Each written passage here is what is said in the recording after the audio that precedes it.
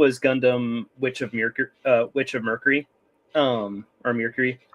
But in that story, the two main characters are this lesbian couple. And what's really funny about it is that the company that owns Gundam tried to say, like, at the end, like, oh, well, it's ambiguous, like, they might just be two really good friends. But every Gundam fan in the world was like, nah, that's stupid. Walk that shit back immediately. Yeah. And they did, to their credit. They walked it back. And like when they released the DVD of Gundam Witch of Mercury and everything in the finale of that series, they made it even more explicit that the two main characters get married at the end. So that was really cool. But I always found it kind of funny how it's like, well, maybe they're just friends. And even the creators of the show are like, nah, we're gonna draw them with wedding bands and everything, and have characters refer to them as being married. It reminds me of Korra, where I come from. They didn't show her with what's her name? Sami, I think. Yeah, Sami and Korra. Yeah, well, yeah. So I mean, I saw the ending and they cut it out. I was like, wait a minute, what? When I saw it, like, online, wait, they cut it out. What do you mean they cut it out? Like, where I come from, it's not legal, so I cut it out. So yeah, censorship. Yeah, the ending was them bathed in light and holding hands. So I thought, oh, they were friends, Yeah, you don't get the full context. Yeah, like they, and like a lot of people make fun of Asami and Korra because of that ending of like, yeah, they're just friends, but like legitimately Asami and Korra are so important because it's because of Asami and Korra that we've gotten like Princess Bubblegum and Marceline and Catra and Adora, and Luz and Amity. I think like it was them, and then also like Steven Universe that really like paved the way for all of that. Just with like courageous people. I think like, wasn't it with no, I am thinking of Steven Universe. With Steven Universe and I think it was Garnet. The reveal with Garnet. They didn't tell the producers what they were doing. They animated all of it. They put all the stuff into it, and then they're like, "Okay, show us the episode." And they go, "Here you go." And they went, "What the fuck is this?" And they like, and they're like, "No, we need to change this." And they're like, "We don't have any time, and we already used all the money." Yeah, and it was like, oh, and at this point, it's plot centric. Yep.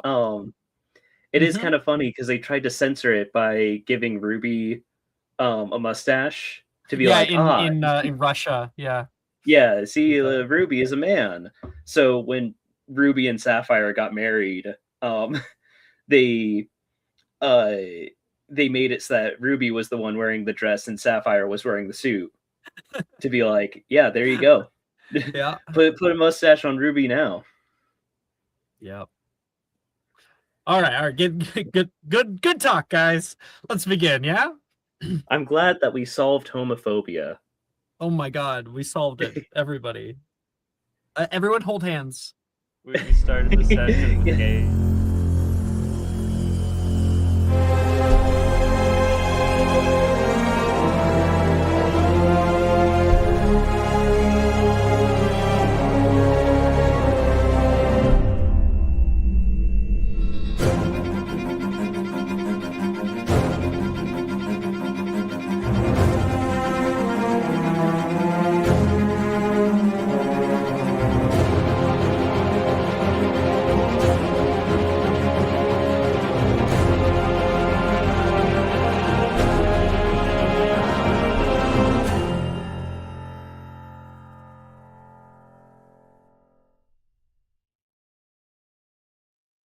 Hello, everybody. Welcome to Thursday morning of Magic and Mysterium, the original.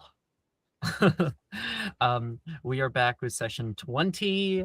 The Masquerade, we are continuing from last time. Why don't we we go around when it comes to these like complicated sessions with so many different characters and different little plot lines going on. We should probably get an individual recap of what happened with your character.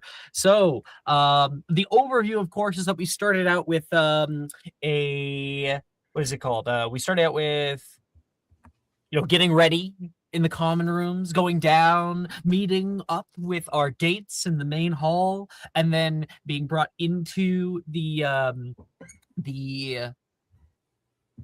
Masquerade, like the ballroom, getting some pictures done. We sat down with each other. We even went and did some dancing. And that's kind of where we ended. So I want to see what inside that happened with you guys. So let's get some recaps. Violet, you're up first. You tell us what happened with Violet. Yeah. She saw that Wilfred brought Rin to the dance, so her inner monologue of her head is great. Yeah, you brought Victor, so I did, but he asked first, and she yeah. So it's complicated. She's a teenage girl. But anyway, she was able to get a nat 20 on her dance, which saved her from making a fool of herself.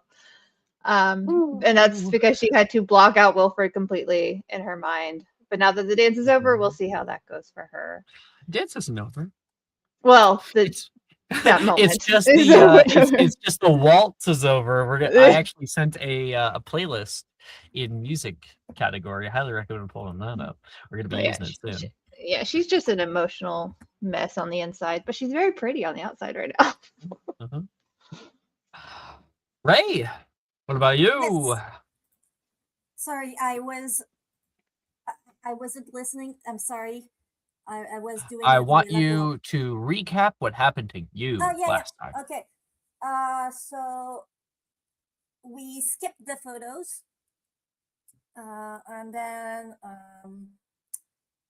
Nolan and I went dancing and tried to collide with as many people as possible. Yep. If you're gonna bump into people, may as well do more people than not. Yeah. And we decided to start dating. He made it official, everybody. Yeah. It's official. Oh man. Anybody else in this cast who hears that's gonna be like, they weren't already?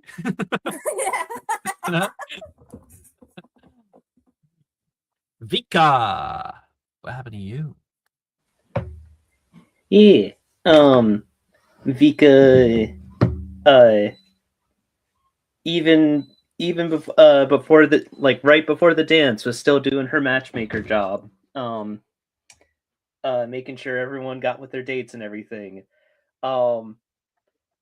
She tried to talk some wisdom into Wilfred, and then Wilfred was like, "Yeah, I'm here at the dance with Rin," and Vika was just like, "You know what? Actually, this might be a little bit too much work on my plate. It's too rich for my blood. I gotta bounce." Talk some sense into Wilfred. What? She's on a date with somebody else. What is he gonna do? What is he gonna do? He's gonna drop the grand piano on Victor and be like, "Oh, that's terrible, Violet. You want to dance?" That's actually something I would see Wilfred do. She tried to tell Wilfred, like, "Hey, you and Violet both have a lot of feelings and just need to be more open with each other. Be aware of your feelings and everything will work out." And Wilfred was like, "Yeah, I'm here with Rin." And Vika was like, "Actually, or you could just tell me to go fuck my advice, whatever." And you showed up with I showed up with Saoirse. Saoirse found out that Vika's a lesbian on their date. On the date that she was on with said lesbian. Yes. Mid dance. Yeah, midday. And you ever been like halfway through gay sex and been like, wait a minute, what's going on here? I mean, there really is a meme for everything, because that just reminds me of a meme that I saw that's like, wait a second, this isn't table tennis, this is anal sex.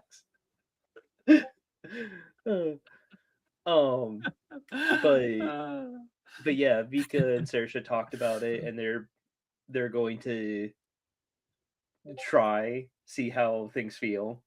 Because Saoirse was like, oh, I didn't know, but now that I know that, I mean, I'm down to try. Yeah. Both also, very young, you know. Yeah. Also, Vova is at the dance dancing with Janice's little sister, and Vika loves messing with her little brother, but she was like, but this would just do so much more mental damage to Janice if I don't do anything right now. Speaking of Janice, because I think that's basically it, right? Yeah, that was yeah.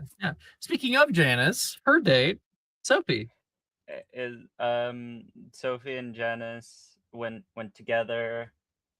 Sophie's trying to see how much she can sort of get Janice to do couple things without realizing that Janice is doing couple things. And it's working out pretty well. It's working really well because she's really, really unobservant. Yeah. So Sophie fed Janice in front of everyone. And now they matched perfectly with dancing. Janice is a great dancer, of course. Yeah. So Sophie has prevented Janice from killing a member of Vika's family for now. Also, Sophie is currently the same height as Janice due to magic. And the power of high heels. I'm joking. I mean, Sophie is wearing high heels. They're not necessary, but she is wearing them. Annie, I love how small they are on the box. It's so funny. There's a reason why it's stuck in my brain. Yeah. And what happened at the end there with you and her? I remember like she kind of got distracted because of Vova. Tried to break them up, failed miserably. Right? So Janice tried to have us ram into Vova. Sophie redirected them, and when Janice asked why, Sophie explained that Vova was Vika's brother. And then it was just cut after the perfect scream. Just like, no. She like looks between the two of them. Like it just makes it even worse. Jason, you and Vanya went together. Yeah, it was fun. All I remember, we met. I confessed my love. She ignored it, and then we had some fun pictures. As any teenage girl who just started dating a guy like a week ago would. Yeah, it makes sense. I'm not saying she shouldn't have, but just an observation. Oh man, Jason's smitten. Yeah, it happens. Muscles and all that. We took teenage pictures. Boys and their feelings. We had some fun, and we danced horribly. Not as bad as I believe Ray and Nolan, but horribly nonetheless. I rolled better though. But when the bar is like that, I don't know, like Rural Girl and Blind Boy, I mean that's a pretty low bar to step over. you know what? I'll take what I can get. You know, it happens. We had fun. Then we talked about our feelings and we kissed. That's all I remember. I just want to highlight the fact that he got a nat 20 on the kissing and like almost a nat 1 for the dancing. Oh, you take some, you lose some. Yeah, you know, I'd take that trade. Yeah. Yeah. He also you take that deal. I take that deal with medicine. I take that. Yeah, you know what? That's true. He Anatomy. used his What can I book say? smarts to kiss well. Someone out there did it like me. Someone. I'm just saying. We need a Jason, but it's that like that meme where the guy's like, you know. Oh yeah. Not Giga Chat Jason. Yeah, Giga Chat Jason. Okay. Thank you for the recaps. So I recommend pulling up the music because it's gonna be a big part of tonight. Pull up that playlist. We're gonna, if you've been listening to it already, you'll see how it's pretty awesome. I want you to restart at the first one, Feel Good Inc. And I'll say when to play it. So I just kind of have it paused here. Whew. Tonight already has been magical. And you're only part way through it. The night blooms for you as the waltzes end and the band pulls out the upright bass and you start hearing like the pluck, pluck, pluck, pluck. With the first few notes here, a woman steps up to the microphone and like gives like a little tap. And you can hear as you play the music, she speaks out the first line of the new music and the band moves in together and the entire like atmosphere changes around you. You can hear various wizards start to cheer out because, you know, they're done with like the oldies. For wizards, this is kind of like the pinnacle right now. I think that the woman who's singing is probably she has a chocolate frog card. Celestina Warbeck. She's like a very well-known singer in the wizarding world and host of the Witching Hour on the radio. And people immediately switch up their style, dancing a lot easier. For those of you who are not as with the waltzes, are probably going to be enjoying this a little bit more. Let's see where everyone is at. Firstly, how does everybody respond to the sudden change in theme of music? Were people more looking forward to the waltzes and take this time to step away, or who joins in with dancing? Do we pop by the buffet? Let's find out where everyone is. It's okay if I start? No, it's not okay. Okay, fine. I'll yeah, wait. go ahead. Well, I think that Ray would need a break after the waltz, so she would bring Nolan to the buffet to go and eat. To the buffet. Yeah. Ray and of course we saw last episode somebody spiked the punch. Yeah, I feel like honestly, unless you have to do a constitution roll and it's up to luck, I feel that if it's alcohol, Ray would have a pretty good resistance to it. She might not even notice it until a few glasses. Not alcohol. It's not alcohol. That's scary. Okay. Okay. Well, she would get some punch. She danced and she wants to. I'm gonna say there's 3 different punch bowls. There is one that's yellow. It's like a kind of a pineapple mango. There's another one that is, you know, like a berry medley. It's like a deep purpley red. And then there is another one that is, I think, like soda. So it's fizzing on the top, and there's probably something like root beer or butterbeer, probably. She would get the berry one. The berry one. Awesome. Cool. So Nolan, Nolan takes a sip of his, and I guess we'll see what happens there in a minute. Everyone else, where are we right now before we start? Sophie and Janice are gonna take a break, so probably also heading to the buffet. Awesome. We got a few people who are I think a lot of people are heading to the buffet right now. Just because people worked up a sweat. They need something to drink.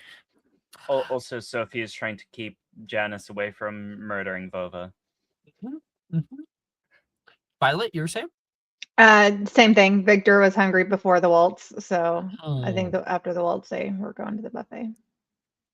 And I was actually going for the melody as well because I was like, Barry sounds really good. So yeah. But now I'm scared because you made it sound like the berry was the spiked one, and now I'm contemplating. They're all spiked. Oh, okay, never mind. Yeah, with different things. Oh, okay. Uh-huh. Then she went berry because that sounds good to me. So lovely. Sophie would also go berry. She likes berries. That's interesting. He's gonna make. I'm considering one thing about this. Seeing as like this is the worst one. We're gonna see. Vika. Vika will ask, because she was just dancing with Saoirse too, so she'll ask Saoirse, like, would you prefer to dance more, or do you need anything to drink? Are you kidding me? I can finally dance to something like this, she says. She'll pull you further onto the dance floor. She's very precocious like that. I think she would want to dance as much as possible. Yeah. I think Vika probably was thinking like the same thing, like, this sounds like something Saoirse would like to dance to better, or like to dance to more, but she wanted to make sure that she was keeping in mind if Saoirse was tired or not.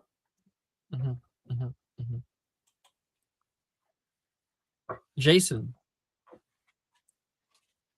Hello. Where are you? As the music changes, what are you guys doing? We were by the stand with the fruit punch. I'm gonna turn to Anya. Well, you guys got punched before it got spiked too. Yeah. So we're good. We're golden. What do you think? New song, new dance. Maybe we'll be better at this time. Maybe in a minute. Do you want to get some fresh air? Sure, hit the way. She'll take you to the balcony. All right, guys. All right. So I think we had Violet, Ray, and Sophie by the buffet. Is that right? Yep. Old taking Barry. And so Ray, you and Nolan are grabbing some food and some drinks and stuff, and you can see Sophie and Janice come on over. Not having too much fun, you two, I hope. Just as much fun as you are, Nolan says. I don't know. She looks about to murder someone. Jay, can you repeat that? I said, I don't know. She looks about to murder someone. She is. This is so I don't murder someone. Yeah, you're not you when you're hungry. Nolan says. You two seem to be playing bumper cars rather than waltzing. Yeah, it was fun. Why, did we bump into you? And that's when Violet walks in. No, but they bumped into you. Oh, they did? Okay. Mm-hmm. I mean, I did pretty good even with you getting in my way. mean, I couldn't make it too easy for you. This is why I wore boots and not heels. Yeah, that was a good choice, honestly. Next time I'll do that. To a good night, Nolan says, raising a glass. Yay. Oh, let me grab one. Which one do you want? Victor says to Violet. Berry. Berry sounds really good. Sounds good. And he will use like the magic ladle, and he puts up a drink, and it pours too. He hands it off toward you. To a good night, he agrees. And everybody drinks back. So we got Barry, Ray, we got Barry. Yeah. Sophie? Barry. Lovely. I'm so concerned. Right as you guys are about to drink, yeah.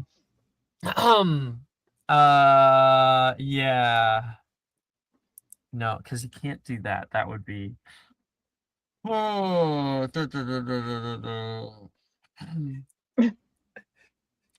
Jason out there hiding on the balcony. I don't see shit. Goodness, I'm so thirsty. Wilfred comes running in out of nowhere and will steal Violet's drink. Oh my god. And will drink it himself.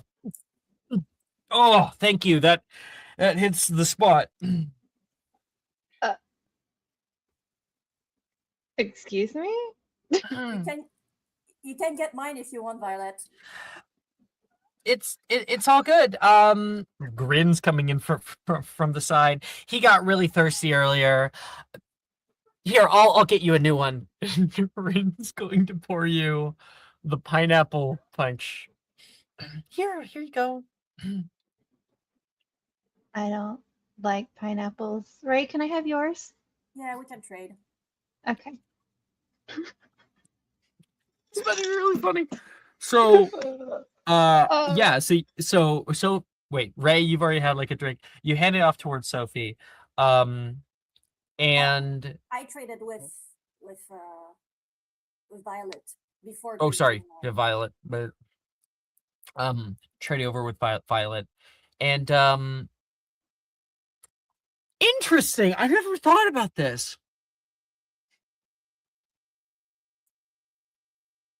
Ray is kind of safe. Ray's safe. And it's funny because she's safe because she's autistic. It's the weirdest thing, but that's wild. So you give it a drink, hand it off to Violet. Way. Well, here's the question, because I think I know for Ray at least. Would any of you guys look anyone in the eyes?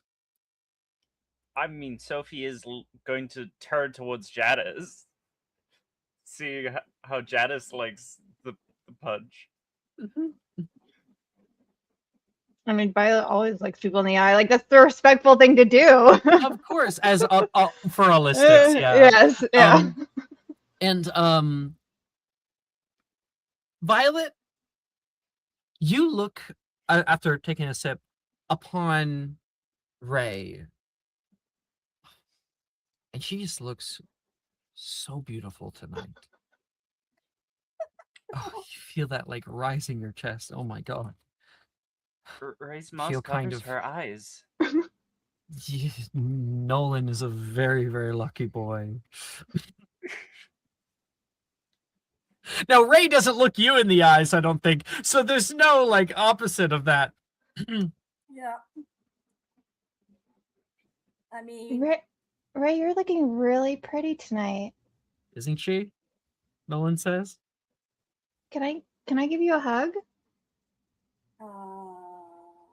Why?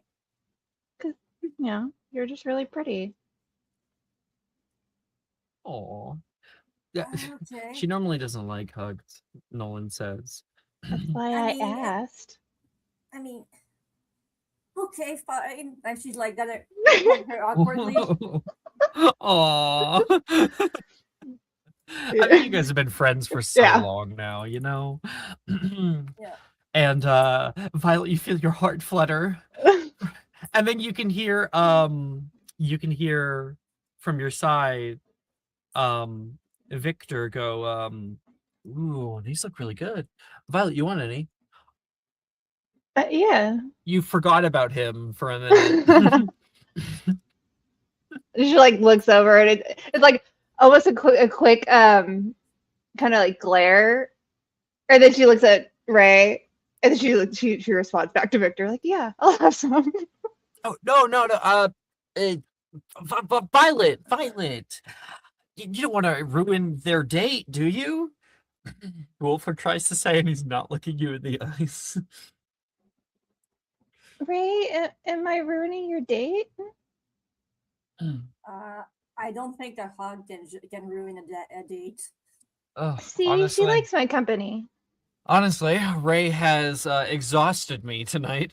I think I'm just gonna sit down for a little bit and catch my breath. So if you guys want to dance, you can go ahead. Oh Nolan yeah, you're says. just so bruised. Oh, yeah, my feet. You're bruised easy anyway. I think like with his stave, he'll use like the lightest augmenti, almost like it's like a spray of a squirt bottle, like toward you, playfully pushing you away. Hey, I'm gonna fill that wet spot for the whole evening now. Wilfred, you look great. Oh shit. Thanks, Victor. Wilfred says. Rin starts laughing from the side. Question. You are you here with anybody? He says. Yeah. No, we just kind of showed up as friends, so no, please don't. And I think like he's desperately trying not to look at anybody, at least for a minute. And she says, no, you guys should definitely dance together. Go, have fun. Me and Violet can hang out over here. Question. Does Ray find like see something is up with Violet? Make an insight check. Okay. It's Violet you're concerned about, not the other one.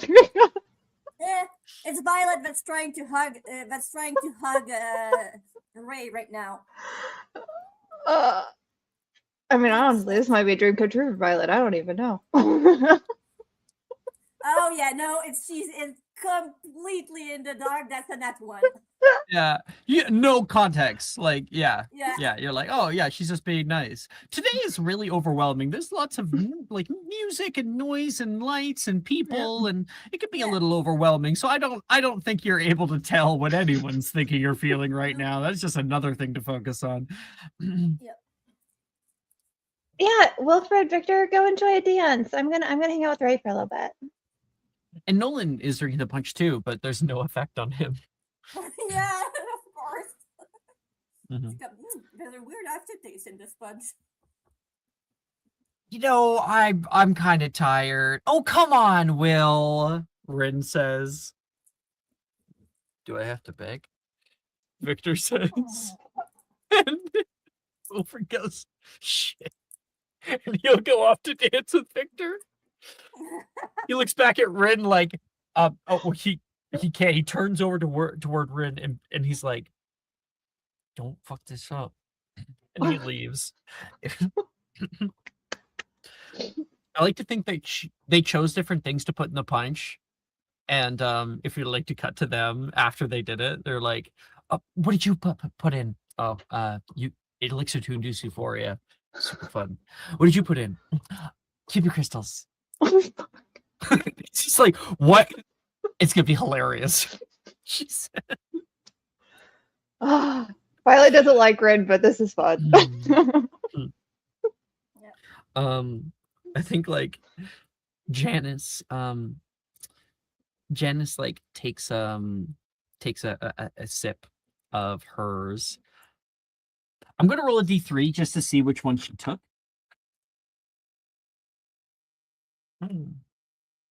Oh no. So Sophie, you look up at Janice after she's taken a drink. Tonight, you are the luckiest girl here.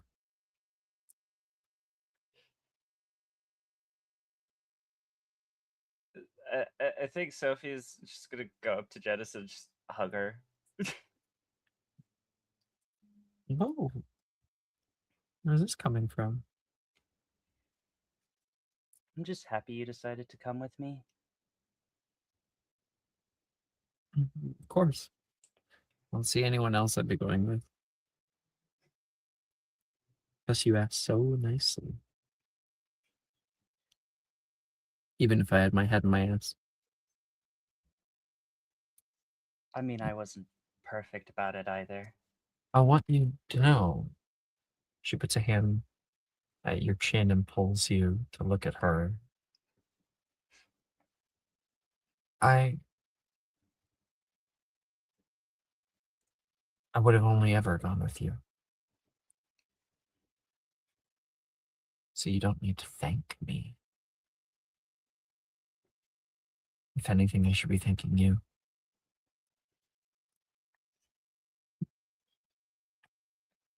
Sophie is redder than her hair. Mhm. It's the first time she's really been shorter than Janice, like Mhm. even slightly, and she's Melting. fully, yeah, she's gone. I think like she chuckles seeing your reaction to her.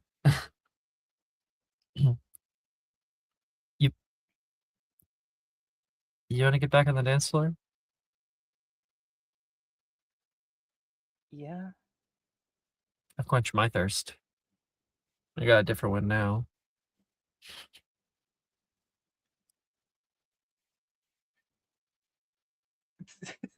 Sophie starts it's not being able to make coherent sentences, but she's just slightly walking towards the dance floor. I feel like whenever this wears off, which will be soon, I feel like Sophie and Janice aren't going to notice.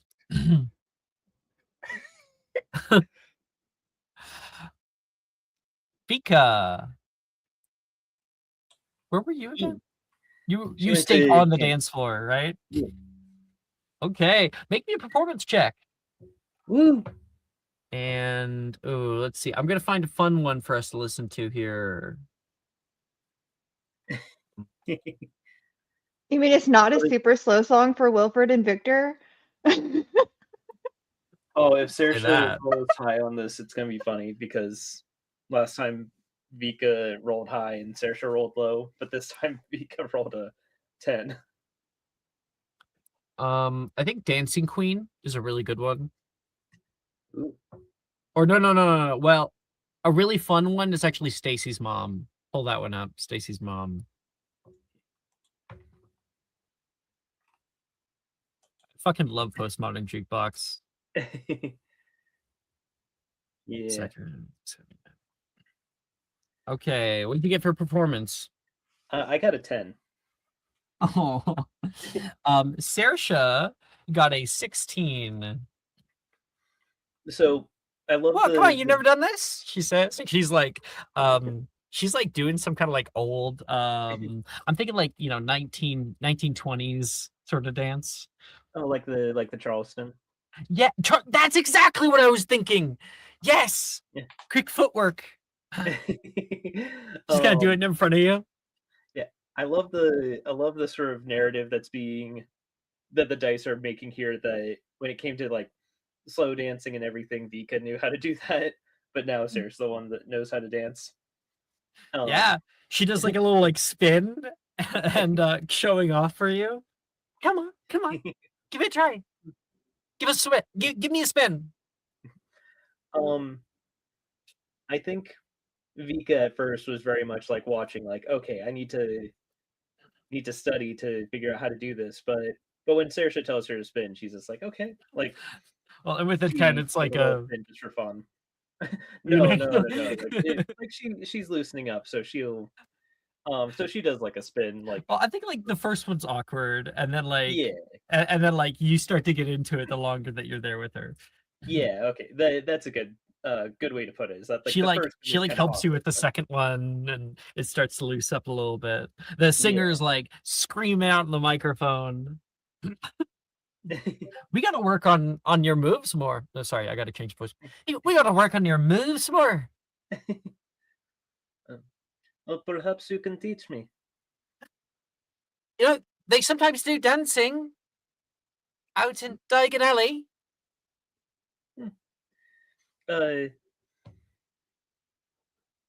Maybe when you come down to my house in Ireland, we could pop by sometime. It's a date. Sorry, I didn't mean to giggle. She says. She had this cutest little giggle the moment that you said it was a date. Vico will smile at that and will say, I'm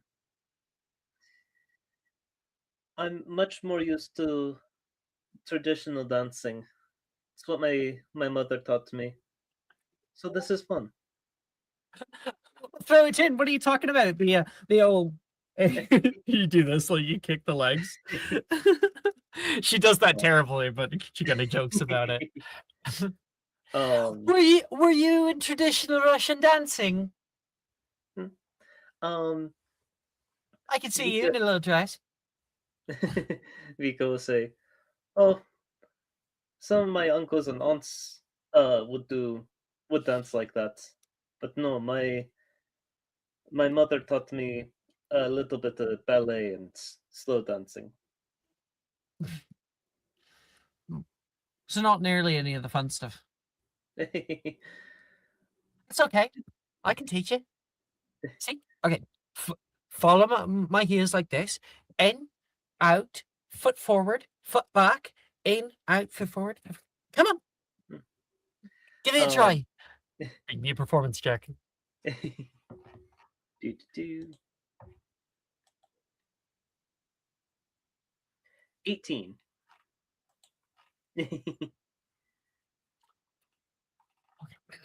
Sorry.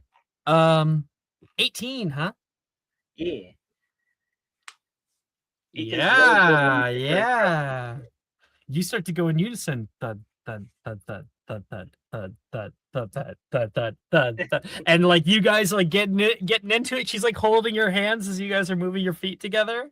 And then she starts kind of pulling the hands out and pulling the hands in. And you can spin like this. She kind of grabs you and will spin you around. Whoa, you can feel the G force hit you. There you go, you're a natural. It is a funny way to dance, but it is enjoyable. You guys dance the fucking house down. There's a point where Morgan is like running around the dance floor and he's going spongify, spongify, spongify, spongify, and casting on the dance floor, and suddenly people are like kind of bouncing around on the dance floor. Go, Morgan! People are screaming off at him. Victor throws Wilfred into the air and catches him. And Wilfred like we see like a moment, you know, where he's like rising, he hits the apex of the jump, he's like sideways, like, oh god. He goes back down.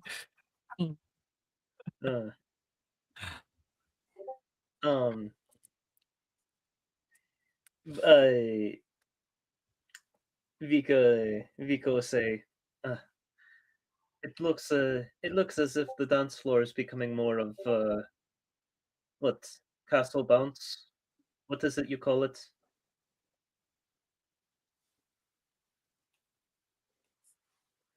I'm not sure what you're talking about. Castle bouncy castle. Castle bounce. I'm sorry? It is thing you jump on. The full air. like a trampoline, but house. Like a balloon? I think like big balloon that you jump on. Well, you conjure it. It's big. It's big thing. You can't conjure something big. Yes. Yes. There's limitations. And then it hits you. How big is a bouncy castle when it's not inflated? Ooh, that is true. Vika will say, oh, wait, perhaps, do I have, okay, I do have an Adamas Conjurus, but I do have to attempt it. All right. Wait. Learn Transfiguration. Here we go.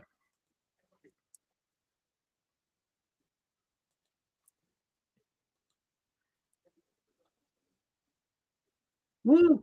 17. 17. All right. Well, you conjure a cardboard like Amazon box, and on it, it says like a self-inflating bouncy castle. Bouncy castle. That is what. Bouncy castle. You want to open it? Can I open it? Oh, please, please, please, please, please, please, please. Go right ahead. With how the floor has been spongified, I imagine this thing will probably get some serious height. And partway through that sentence, she like rips open the part of the box, and there's like a pressure on the box. So the moment she opens it, it like flumps out and starts to get larger and larger. It actually kind of flips her across the dance floor. If it wasn't for the spongifies, that would have hurt. Boom, boom. You can see a bunch of people also are amazed at the giant bouncy castle that is being erected in the space around you now.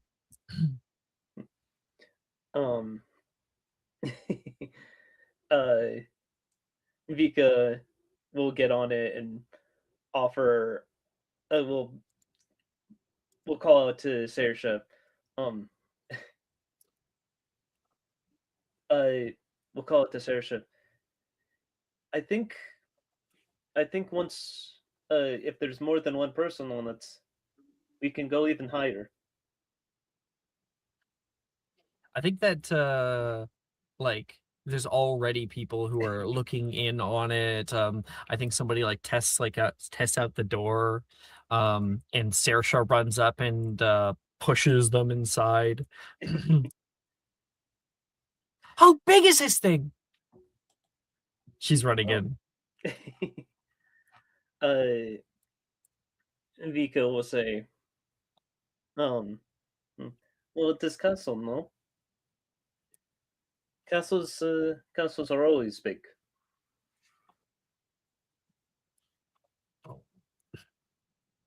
You get in with her? Oh yeah, of course. We will probably see more about them tonight. I feel like it's not like a traditional bouncy castle. It's the one that has like a second floor and stuff. Like you can like go up like a kind of a ramp ladder. Yeah. There's like slides and stuff all inside. Yeah. And that starts the night for them. Meanwhile, back at the buffet a few minutes prior, Violet, you were back with me, Ray. Yeah. The both of you guys at the buffet, marching down. And my God, I don't know what she sees in Nolan. He's honestly, not good enough for her. Yeah, she's debating asking Gray if they just want to ditch the rest of the dance and go like burn down the greenhouse together. She's like staring. I'm gonna send you a message. Okay.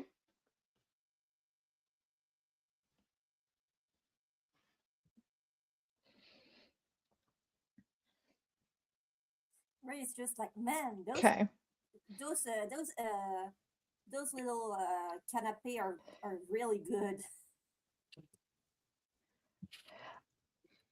Okay. Mhm. I don't know how to go about that.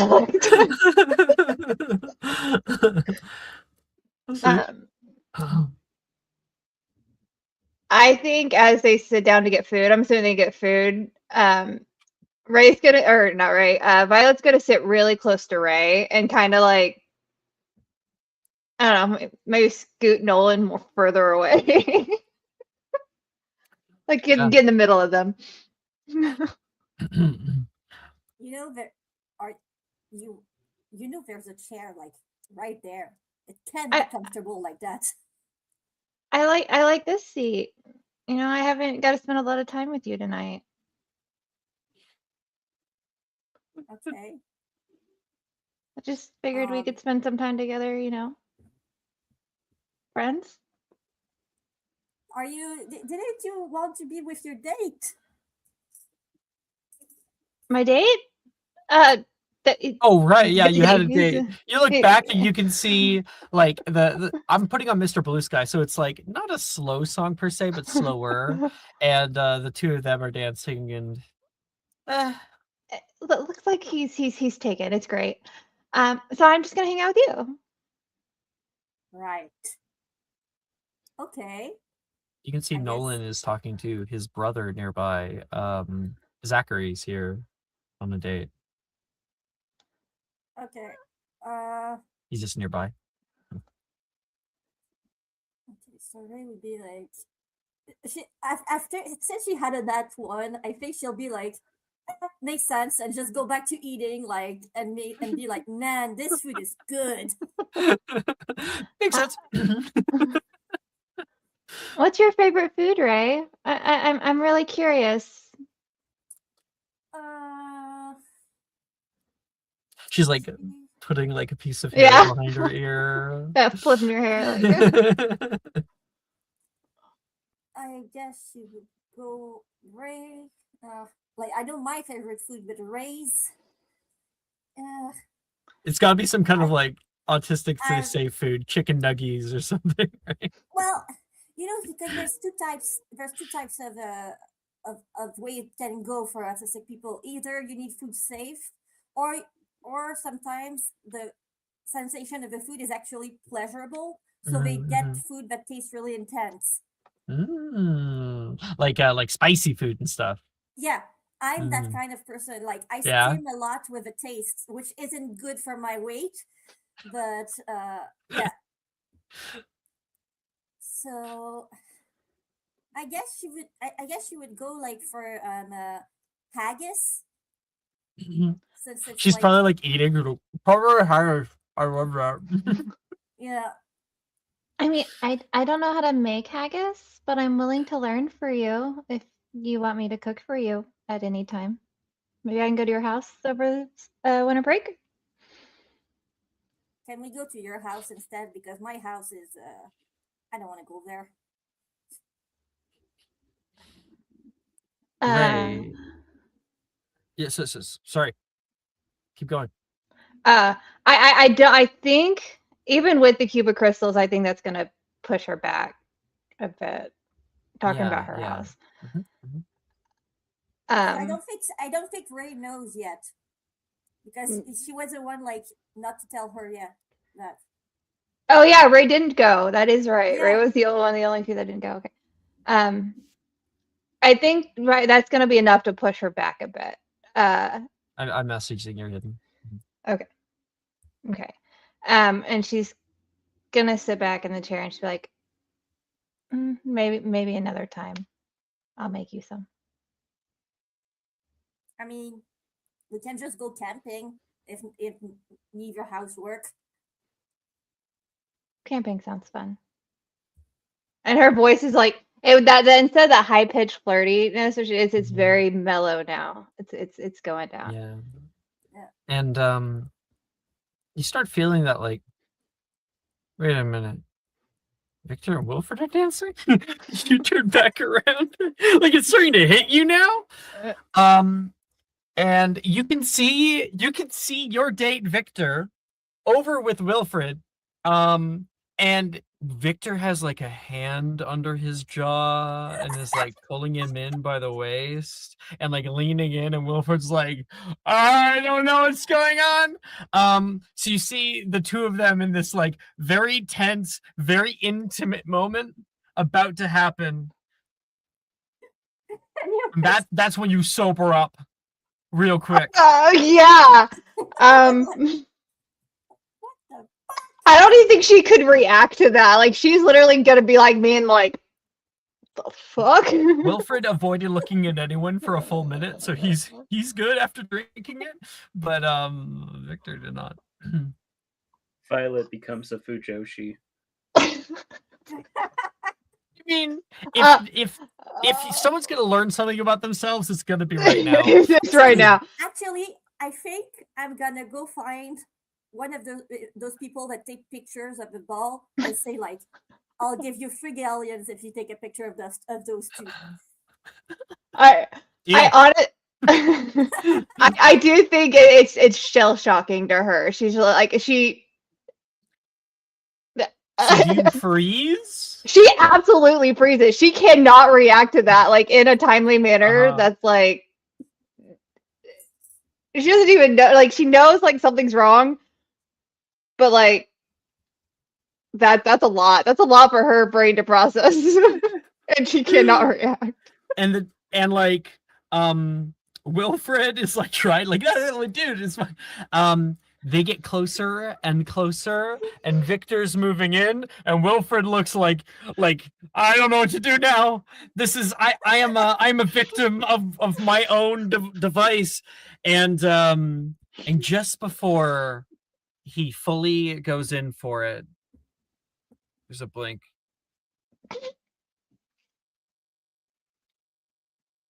They like freeze, like they stop dancing in the middle of all the other people dancing.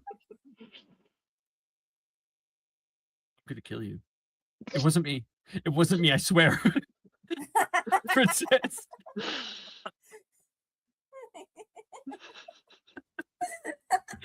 Wilfred I have a picture. Runs as fast as he can, and Victor runs after him. There was one less student at Hogwarts that night. I think she's gonna look at Ray and be like, I might need to go save a life. And she's also going to go try to save a life. Doesn't know who, but she's gonna try. Ray is just gonna follow for the drama because she may be autistic, but she's also a gossip girl. Sure. So, yeah. Nolan's like, Ray. Is she here? She's gone. Violet, you run out into the hallway. I want you to make a investigation check to find them. I'm so not good at investigation. Okay. An 8. Can I do it too? Since Yeah. I'm coming too? Yeah. Okay, good. Investigation. Yay! 20! Knew you came along for a reason. So you guys go looking through the hallways. Victor's like on the far side, like takes a turn. Violet goes that way. Ray, you start looking for Wilfred, and it's a few minutes until you think that like Wilfred's gone. Maybe he went back to the common room or some shit. He's out of here. And then you can hear a ow, fuck. And you're in the north courtyard area, like in the hallway. You peer over one of the open windowsills, and you can see Wilfred in the courtyard, in the north courtyard, in a bush. Oh, Ray. Hi. Hi. Is Victor around? No. Oh, good. He pops up out of the bush. Oh, that was close in more ways than one. Yeah, I think. Yeah, you gave me such good blackmail material, Wilfred. This is such a good night. What? Oh no, I show him the picture, the picture I had. Give me that. He's gonna try to grab it. Make a sleight of hand check. Oh, he got a 6. Sleight of hand, sleight of hand. Where is sleight of hand? All you have to do is beat a 6. I did not. Please tell me. Please Yeah, tell he's me like, I have. give me that. Give me that. I want to check if I have inspo. Inspo? I have You inspo. do. I'm taking inspo. Yes, take it. I'm 7. I beat it. I got a 7. That's a 7. That's one more. One more than Yeah. you needed. And you're able to pull it away at the last second. He's like trying to grab onto you. And then you can see Violet down the way, who seemingly has like missed Victor. And do you want to call her over? Yeah, and I'll call her over, and I'm gonna do also, since he tried to take it, I am going to do an insurance for myself. And just a second. Cast Dominio. Yeah, Dominio. The one that makes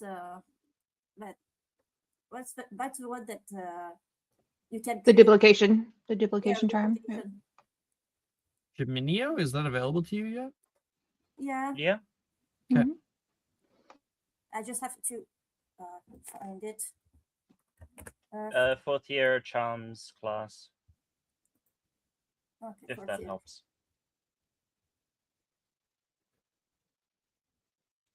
4th year charms. Yes. Mm-hmm. It's I don't find it in 4th. Just do / attempt in rolling.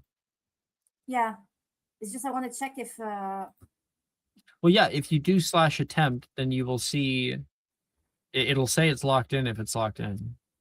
Okay. How do I write attempt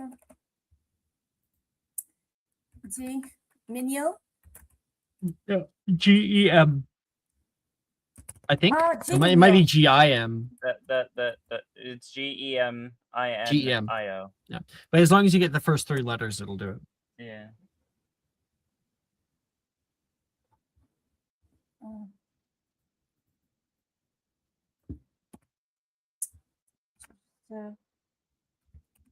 / attempt gem.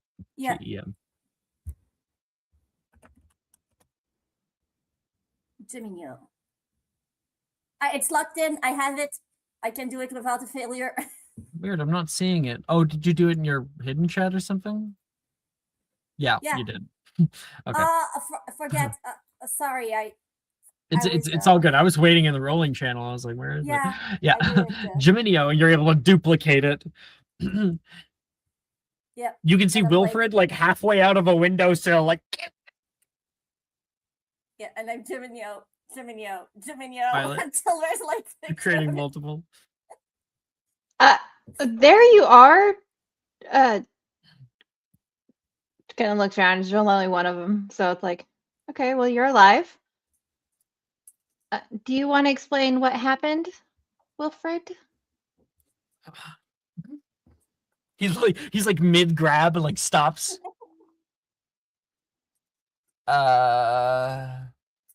Preferably no. I think I would like some answers. Seeing as you took my drink, that means you know exactly what happened. I was just really thirsty. He's gonna slink back into the bush. Okay, I'll say like, it's all right, Violet. If he doesn't want to explain, I'll just drop them to everyone at the ball. I'm sure they're gonna love those pictures. A real good souvenir. It wasn't me. It wasn't me. I only found out after.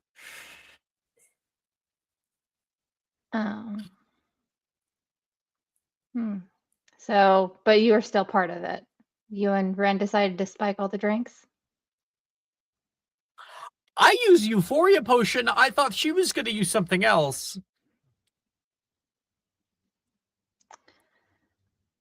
Well, I can definitely say You taking my date was not on my bucket list of the night, but I didn't mean to take your date. You just looked at me first. Plus, you took Nolan's date. And I don't regret that. Oh, right. Honestly, I would be worried about how quick he was to throw you aside. So, yeah, well, I don't have the best track record with guys, do I? This is an honest mistake. We were just trying to have fun. She looks at the picture and she's like, "Oh yeah, yeah, I'm gonna." Yeah, it's like a moving picture too. So it's like the move into each other, like the slow, and Wilfred's like red in the cheeks. Can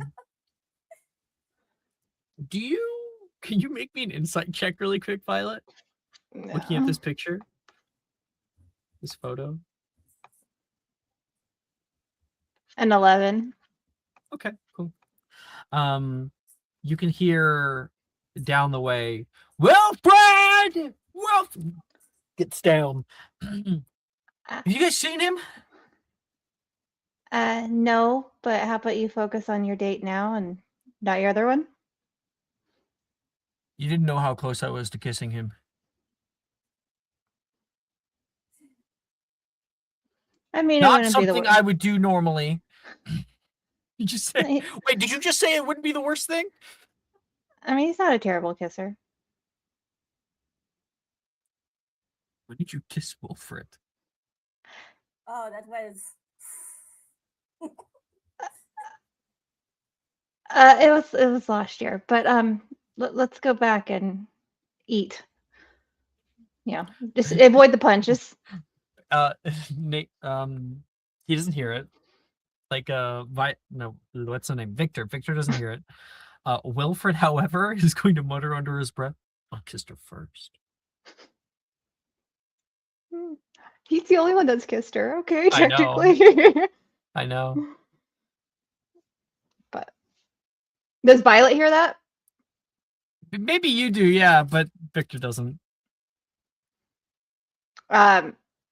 She's gonna do a quick look back at the bush, and it's gonna have a really guilty look on her face. Even though she's never kissed anybody else, she's gonna feel really, really guilty for walking off with Victor.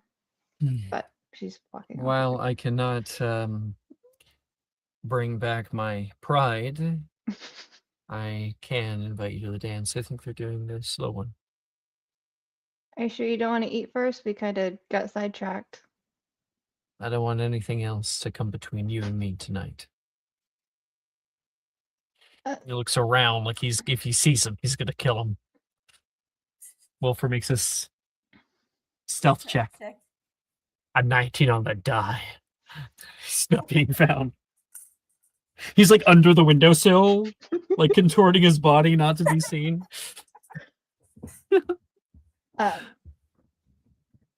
Yeah, let's go improve your mood a little bit.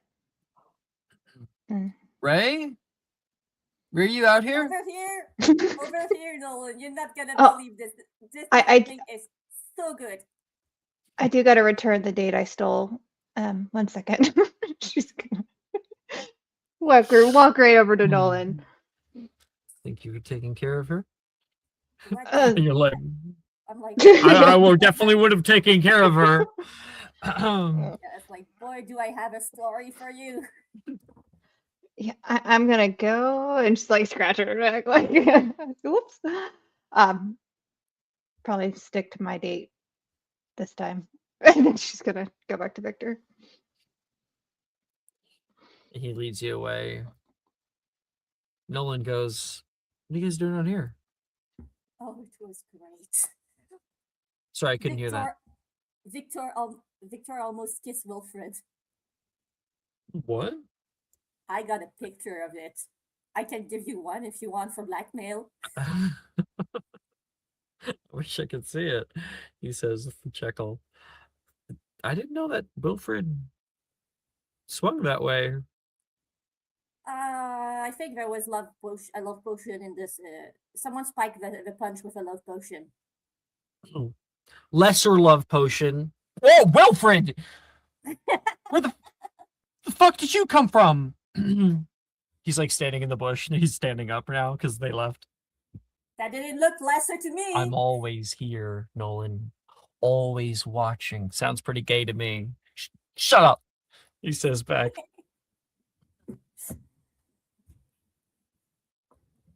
Where's your date? Where's Rin? Probably slow dancing with some guy.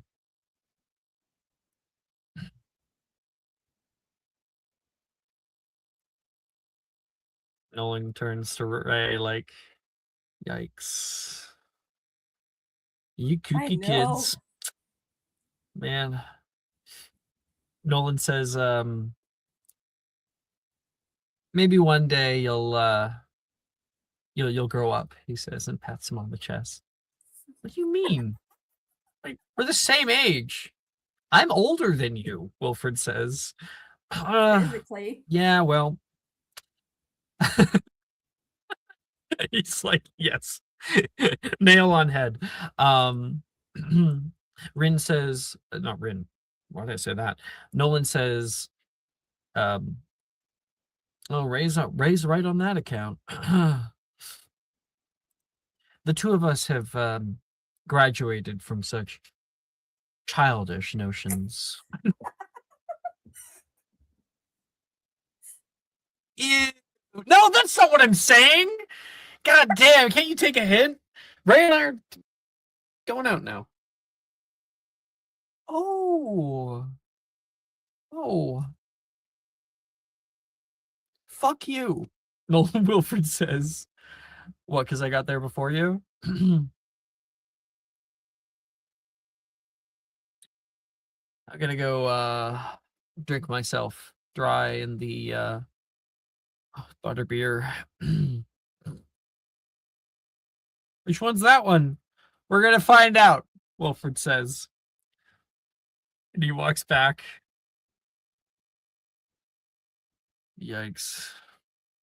Aren't you glad we're not like them? So much. But it's fun to watch.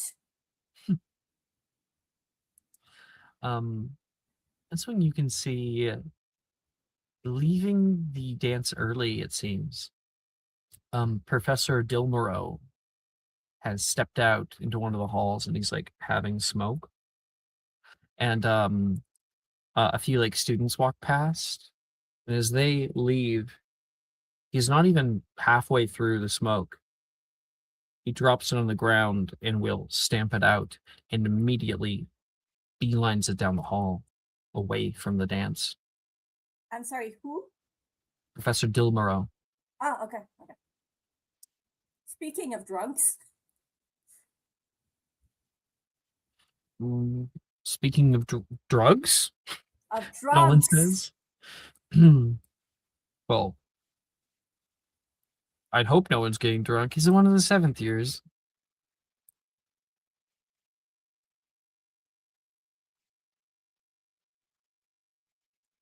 I'm sorry, I didn't. He's one of the 7th year? He says, I hope no one is, because you guys are all really young for it. And he says, oh, is it one of the 7th years? The eldest kids in school. No, it's just Dilmorow.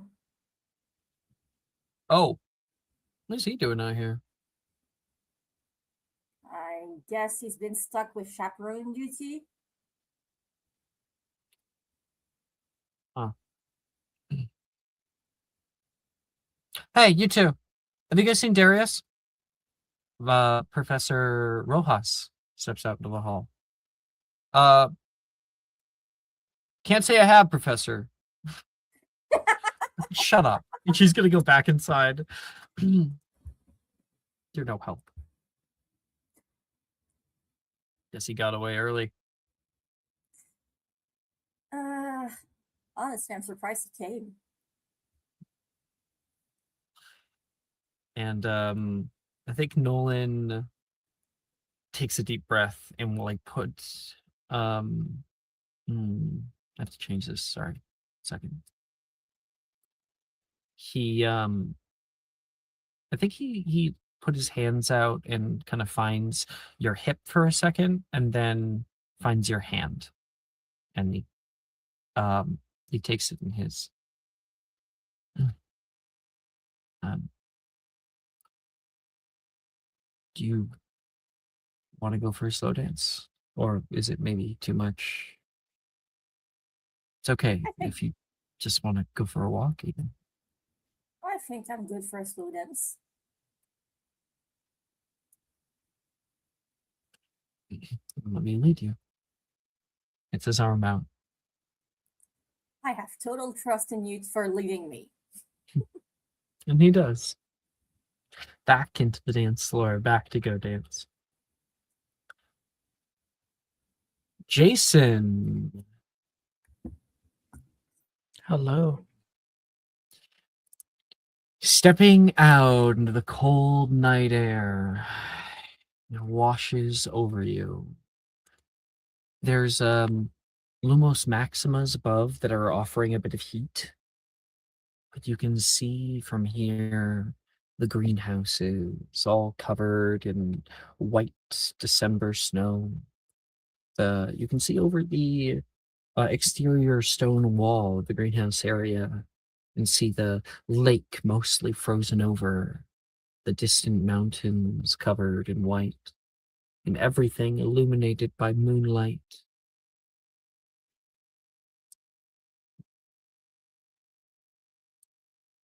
Now this feels more like home. Yeah, you miss home? But when you say that, I'd have to say no. Home, two ways.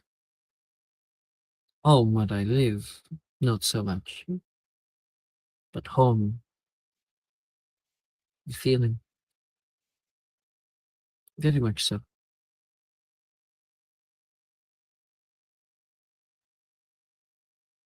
Where are you from exactly? From Me? England. My fucking accent's getting off. Nikolai. Blah blah blah blah blah. They're from England. Man, I really can't say that word with a Russian accent. Interesting. Keep going. Me, I'm from Wales. Wales. Where is that? It's west of England. It's on the island, but it's, like the thumb of the island, basically. Are people nice there? In Wales? Yeah, they are. Nicer than me, even. Can I ask what might be a stupid question? There are no stupid questions. Is it named after the animal? The whale? You know what? whales. Are there lots of whales there? She looks at you completely serious. It's just a part of the world that she doesn't know much about. Yeah. That's a good question. I've never really thought about it, I just been Wales to me for most of my life. Seeing as it's spelled with an H, I don't think so. Yeah. No, I'm being sarcastic. Honestly, actually, out of character. Would I know why? That's interesting. Let me look it up. Look it up.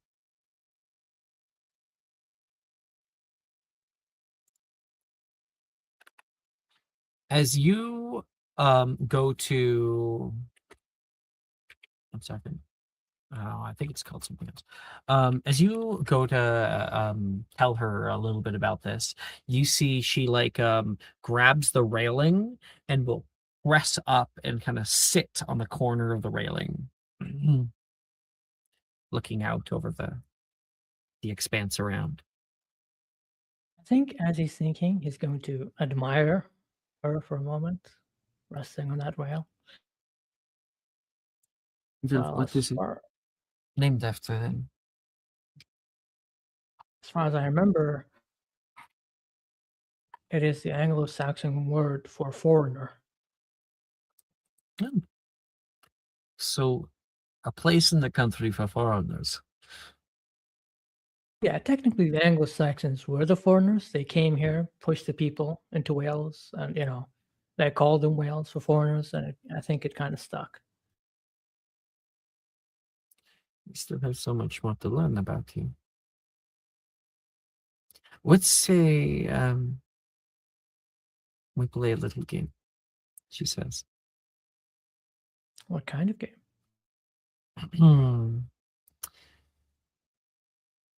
We answer questions for each other.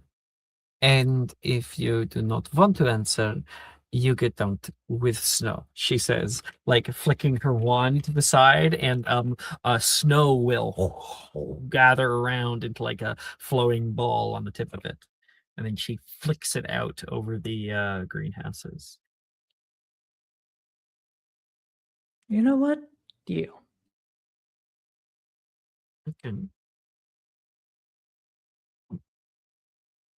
Oh, I'm listening to My Love, Mine, All Mine. It's a vibe right now. Let's see.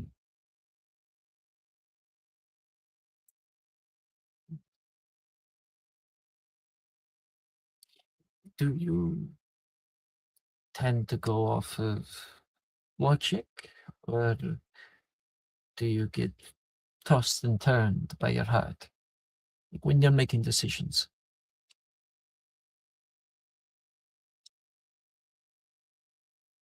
I think I know the answer, but I still ask. Tell me if I'm right.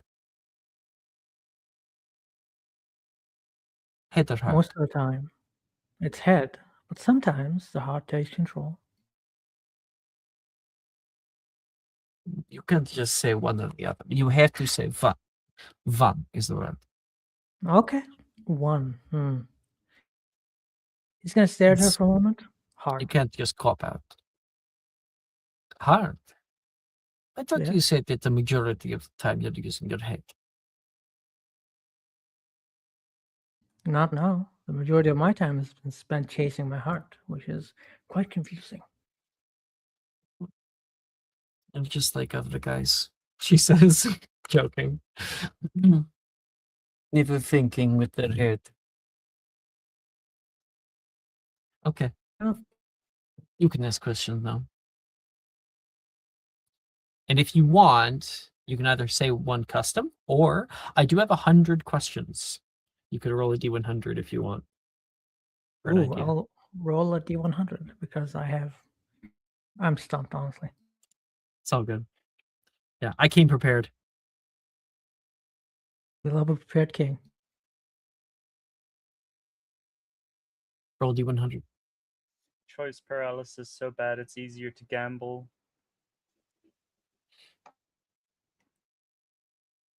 Always. Gambling is fun. There it is. And in the future, use exclamation mark instead of the slash, because as you can see, it doesn't actually tell me what you rolled. Like, as in, like, what dice. I was about to say, who the hell is Gregory? I don't think I've ever seen that. That's Dinobot. Yeah. Gregory, my boy. That's Gregory. Security breach? It looks like you're playing hardball. Here, I'll send it to you. This or custom? It's gonna take a minute to think. What's your most embarrassing childhood memory? My most embarrassing childhood memory. Yeah, I mean, it's only fair. Hard question for hard question. How dare you? She kind of like looks off to the side, and you can see her growing more and more red. No, I choose no, she says.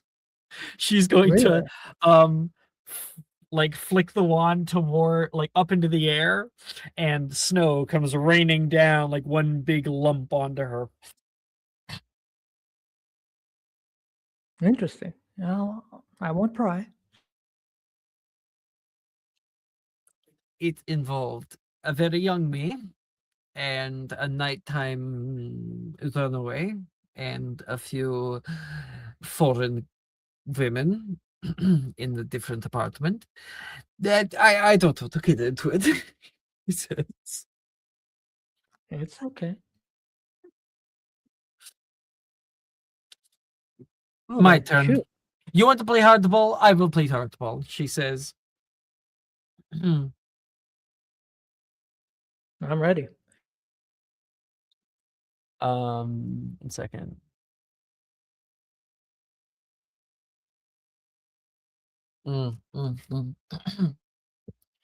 What is your favorite part of female anatomy? Oh shit! Could always choose the snow. She says, wanting to. She's pushing off the snow on herself. I would love to. She points her wand toward you. Mm-hmm. Does it have to be specifically female or human? She just said that because, there's certain things that females have that men don't. Okay. You know what? She said female, so I'll take it as it is. What? Give me a second. Let me look up the scientific term. Wait, what? Wait, did you say that Vanya is male? What? No, I said female. She said female, and I'll take it as it is. Yeah. I was like, what? I would like to point out that male and female brains are slightly different. Yeah. She's gonna answer something like Douglas Pouch. Jason, say the brain. Say the brain. This is actually a really interesting thing where studies show that trans people's brains often resemble their actual gender rather than the one they were born as. Yeah, I heard that. I've heard that before, but I wasn't sure because there's a lot of misinformation sometimes, even within the community. But there's this guy on TikTok that apparently is like a 30. Maybe you guys have seen him. He's like a 30-year experience with trans healthcare. And he said that, and I was like, oh, that's cool. It's new research because doctors haven't bothered actually studying trans people. Why would they? You all are insufferable. I know. Deal with it.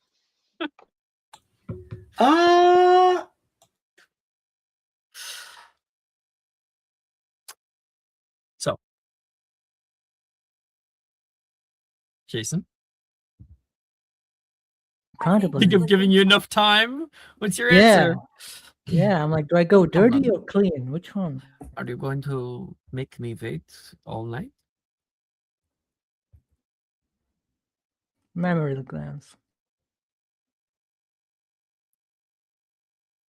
What did you say? Mammary glands. Oh my god. Memory? That's a bit creepy. Memory what? Mammary glands. Mammary glands. Memory. That is such a Jason answer. And it's like, I love it. When they said female anatomy, I was not asking for the pancreas, she says. But I think I understand what you're saying, she says. And she shakes her head and will put her hand over her face. And I think that she's all red. There's a part of you that wishes that you just picked the snow. Okay, I'm no coward. I'll have to be careful about your eyeline, Mr. Kane. Oh, don't worry, I'm a gentleman. Don't break it now, she says. You're like, All right, my turn. Go. And do you want to roll another D100? Yes, I will. Maybe an easier one this time.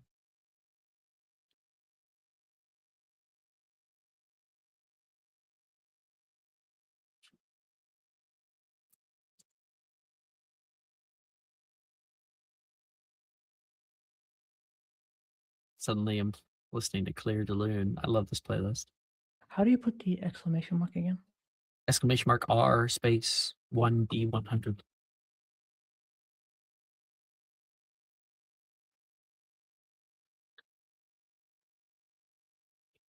40. Oh, this is a great one. This is you rolled a really good one.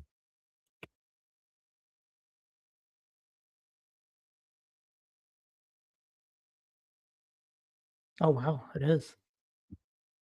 Venom. Just gonna think for a bit. What have you always wanted to do but haven't yet?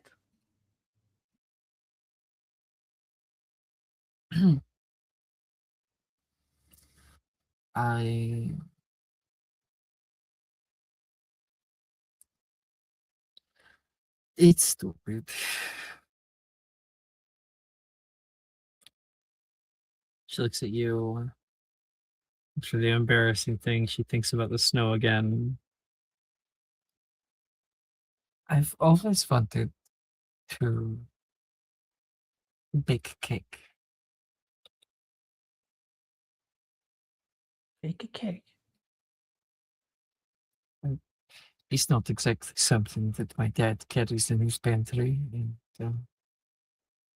it's not like he knows how to cook. I barely know how to cook. But I've seen it on the local television. People with see. their mothers baking. They might be kind of old-fashioned, but I've always wanted to. I don't know why I haven't. I could certainly buy cake mix, but make an insight check. Okay. There's something she's not saying.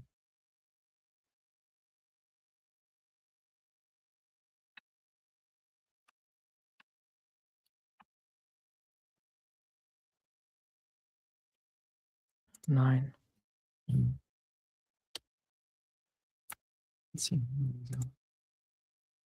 Yeah. Damn it. You used your inspo last time. So I'll go back over her. That might be a bit old fashioned, but I don't know why I haven't. I just haven't. Alright, you can make fun of me now. So Baking is a good hobby, there's nothing to be ashamed of, and it's not old fashioned. You're too nice. Come on, bully me. Okay. You're an old lady because you like baking. Fuck you. I'll take that, yeah. She puts a hand over her mouth. Yeah, Jason putting on the moves. She laughs at that. Okay. One more question. My turn.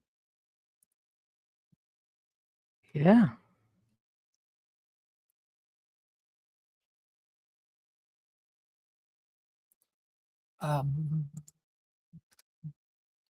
Do you ever want children? Some people have some pretty big opinions on it. That's a good question. Sometimes. Like one day, like when you're older. Not now. I understand, Yes. I don't think that would be very good. No, I don't think so too. Yes, I think I do want children one day. Every time I sit alone, I've gotten used to. I have siblings, and How many? 3, and 3? Do you come from big family? yeah, and I've gotten used to the laughter of children around me. And you're good with kids. I try to be, Kids always sort of weird. One that I was at the park and kicked me on the shin. I wanted to punch that little bitch into the stratosphere. Yeah.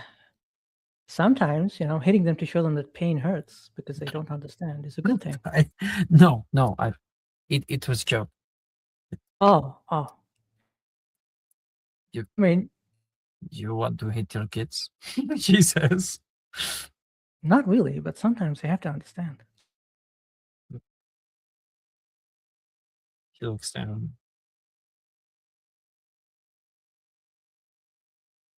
It's because children are innocent, Sometimes you have to show them. And it's better with you than with somebody who will not be gentle with them. You're wrong. I think I would be. But I don't know. Sometimes you think about these things so far in the future. I can't see it. But I'm still young, I guess. No. It's all right to dream. It's all right to want something. Even if it could be 40 years in the future. That's normal. And he's going to lean in and on the railing as well. Maybe life will pull us away from each other, but maybe in 40 years, I'll remember this. Need to be careful, Jason. Longing is the source of grief. Is it? You cannot grieve something you've never wanted. I think to long for something is to have lived.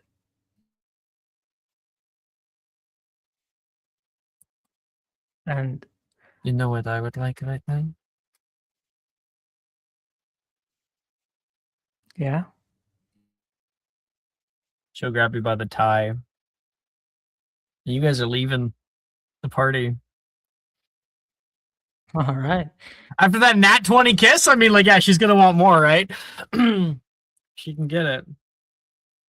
Jason's proven himself tonight. Boys! Yeah, the books have taught me well. I don't know what happened. Like Sarai, you, it says Saraya, you, we started out like super awkward with it, saying it was kind of funny. We did a lot of funny things.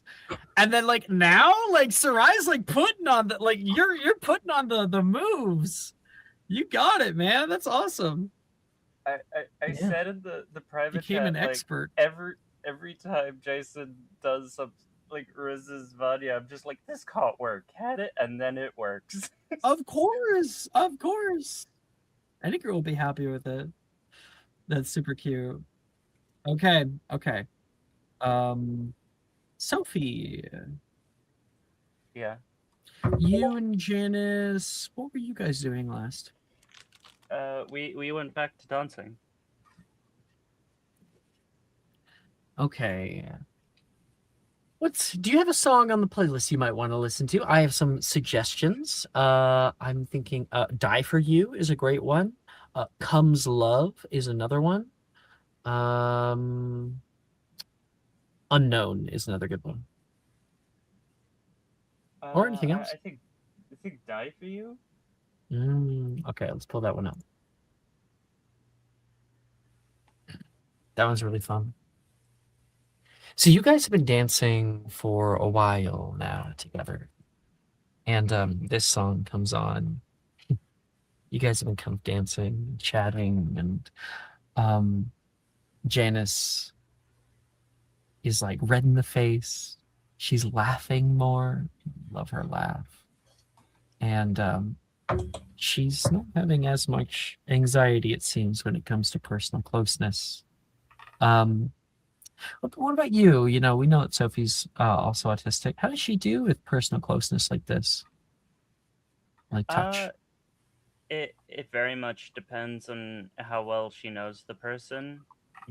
So Janice is in that bracket. Yeah. Cool. So you guys are dancing together. Janice tries to find like a rhythm and realizes that it's pretty slow. Here, let's try this. She's going to like take you into like a little spin and stuff. That's going to be a performance from Janice.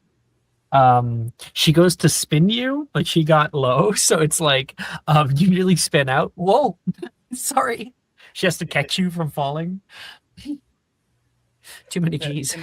Could Sophie try lean into the catching to make it one of those like dramatic ones? Yeah. You catch, you grab on her, but you grab onto her by the neck, you know? Yeah. I think like she stops there for a minute. And like there's a look between the both of you.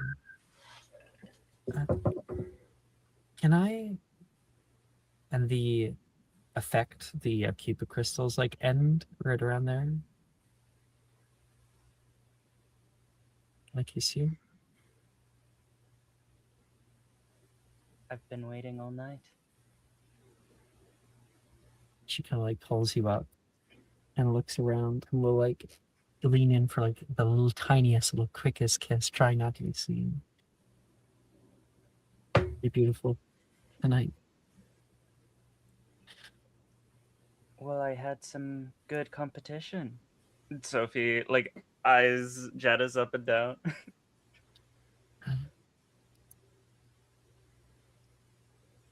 She turns toward the music. You can hear the Celestina Warbeck singing out for the two of you. She looks at you.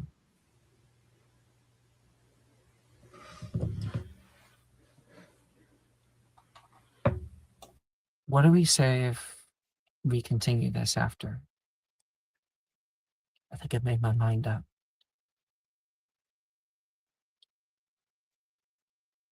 Well, I would be the happiest girl in the school.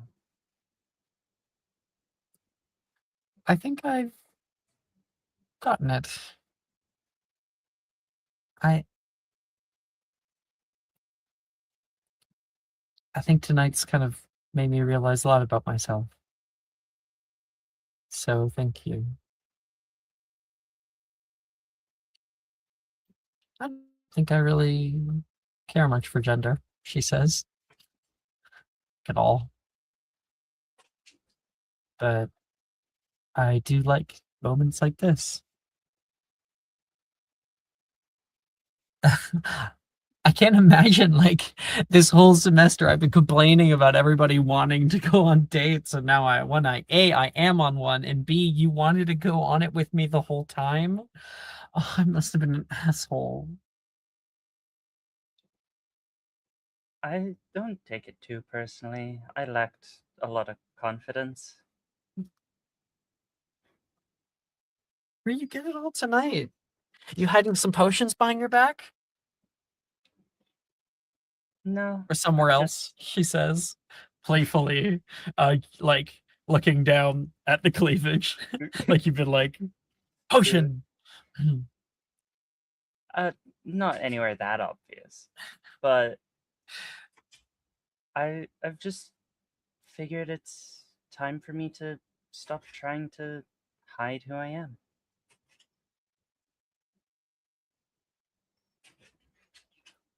I don't know if I'll be a good partner or not. But I'm willing to try. And that's all I ask of you.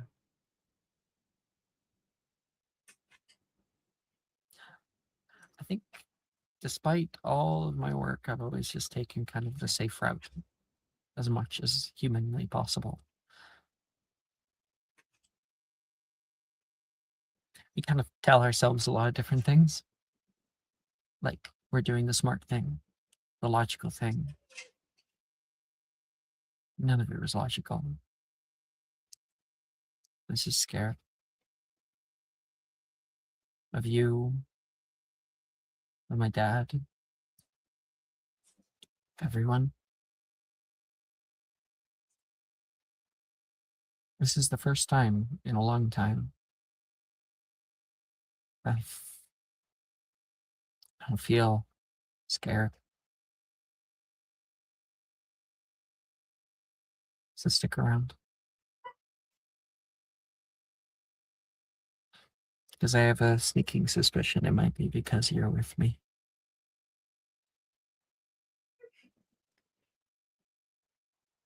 Sophie's beaming, and she'll say, most of my life I've also been scared. In a different way, though. More scared to be myself. I don't know why. You're lovely. Yeah, but my parents don't even know I wrote a book. Who cares?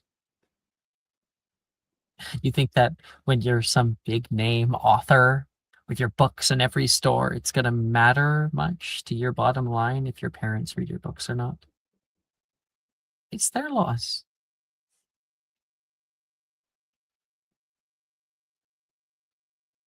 You're a great author. Even now. God, I can't imagine in 20 years. You'll be award winning.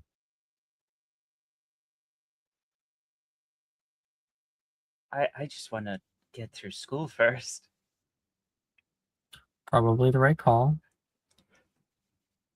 And I'll be there to help, though. You've taught me that school isn't everything. I know. I'm the one saying that, but I'm willing to be wrong every now and again. Being wrong just means you learned something. And that's what this is all for.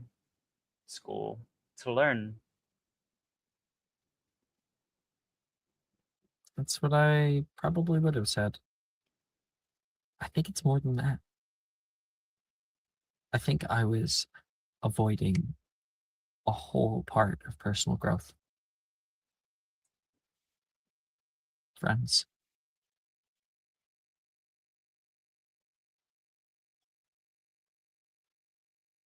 Do you think you could take me on more outings with your friends?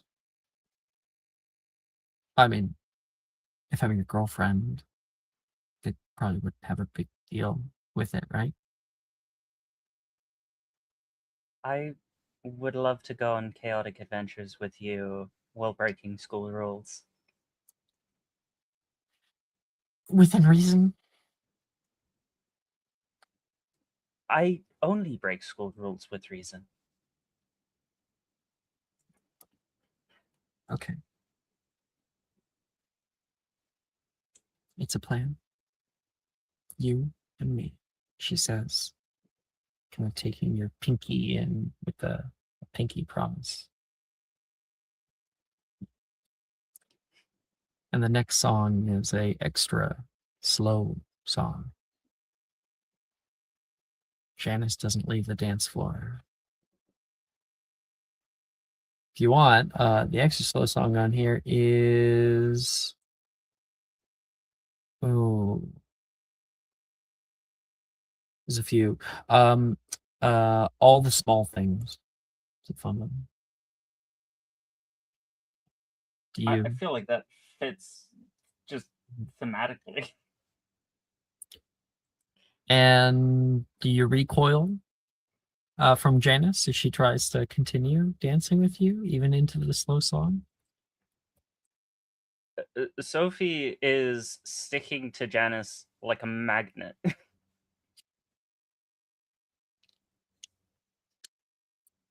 There's a few people around the way. They're like, wow. Actually, Wilfred is drinking the butterbeer. Even ice cream got a date. It's great. He's having the worst day. Rin, I think, will like come up and try to talk to him. And they don't have the nicest interaction. About that? God damn, Cecily. God damn. I have plans, that a conversation I want to have, so he will get his due timing. Okay. Okay, we are going. I think, because I think I got to everybody. I didn't miss anybody, did I? No, I got everybody right. Okay, at least once. We're gonna take it. Vika, yeah, we did Saoirse, right? We're in the bouncy castle right now. Right. Let's take our 10-minute break. Woo. Be right back.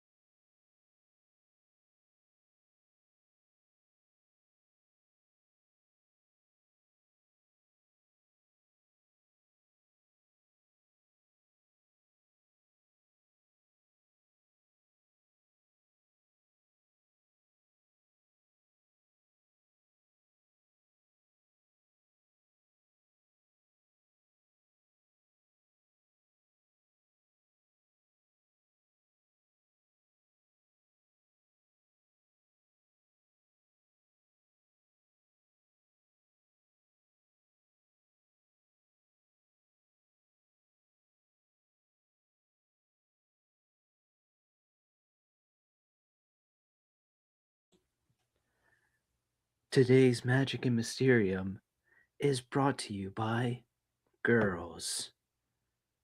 I like the girls that do drugs. Girls with cigarettes in the back of the club. Girls that hate cops and buy guns. Girls with no buns. Girls that's mean just for fun. I like girls who make love, but I love girls who like to fuck. That's what's up. For 3 small payments of $19.99, you too can try girls today. Call now. My friend tried girls, and she's never quite recovered the same. Addiction is not a joke, guys. Yeah, I find I'm thinking about girls quite often. I think I'm also an addict. No, yeah, like legitimately, it's one of the trashiest songs that I just absolutely adore is Girls by The Dare. I like the girls that do drugs, girls with cigarettes in the back of the club. Yeah, absolutely. I like tall girls, small girls, girls with dicks, It kind small of girls, girls who get naked on the gram. They say I'm too it fucking reminds funny. I'm not me gonna sing the rest because it gets way dirtier after that line. it makes me think about back in the day. Oh shit, I don't even remember the band. Oh fuck, I can't communicate this. I don't think I don't recall enough of it, but there was this song that came out way back when. Remember when it came out? It had like a swear word in it or something, and everybody in like dances where it had like a dirty line or something, and everyone would like scream it. It was like a guy band. Yeah, fuck. 30H. Oh, 303. Oh yeah, tell your boyfriend if he Yes! says he's Say got he's got beef, beef, that, that that I'm a I'm a vegetarian and I vegetarian ain't and I ain't fucking fucking scared of scared of him. him. Which is definitely I isn't the remember dirtiest screaming line. that at the top of my lungs. Yeah, I knew you would, Cicely. I'm I mean, old. it's funny because that's not the dirtiest line in a 303 song. They've like what? Back when I made Izzy for Thursday nights, she was partially inspired by what Starstruck was the song. Um, do yeah, tight. What nice legs, Daisy Dukes makes a man go. Yeah. Just reminding me of all of this. God. I hated that because I can't whistle at all. I've never been able to, and it's a pet peeve of mine because I want to know how to whistle and I can't. It's the lisp. Yeah. The The one that you didn't realize you had until you watched back his stream. Wait a minute. I have a slight used lisp. to practice whistling every morning in the mirror before going to our equivalent of kindergarten. And then one day I managed the barest amount and I ran to my mom being like, I did it used to be a thing that my brother couldn't whistle but could snap. And I could whistle but couldn't snap. But now I can do it. Nice. I could roll my tongue, and that was my proud moment. I was like, I can't whistle, but I can roll my tongue. Yeah. So basically, what I'm saying is that I've surpassed my brother. I am now the superior child. Wonderful. It was about time.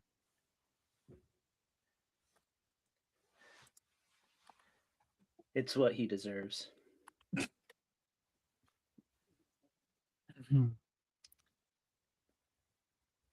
Okay, I'm gonna get off this chat. Violet. I personally am playing Crazy Gnarls Barkley right now. Victor takes you out on the dance floor. He's still a little heated, it seems, from what I just happened.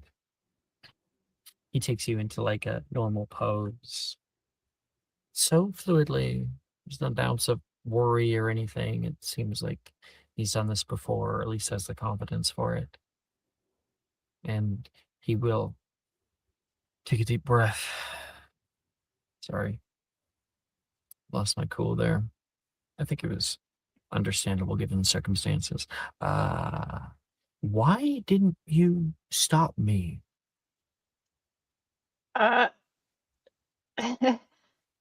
Can you just say I was a bit shell shocked? I don't know if I would have been able to pull myself together fast enough. I almost made a mistake that I would be thinking about for the rest of my life. Oh, that's kind of harsh.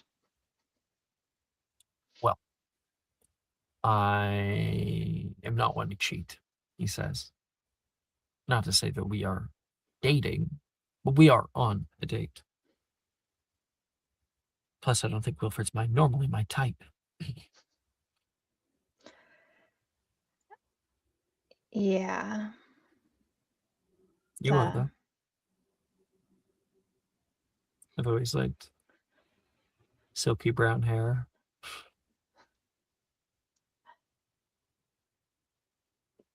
Can we go out on the balcony and talk instead of dance? I'm not really that bad. I would just rather not have this conversation in the middle of a dance floor. Okay. Do you know what Fliato? Because I could. I absolutely do. He'll walk off with you. He's a little disappointed. He's right in the middle. He's gonna put on the moves. He got taken away. Yeah. Yeah, it's locked in. Okay. Once they're alone, she will absolutely cast Muffliato.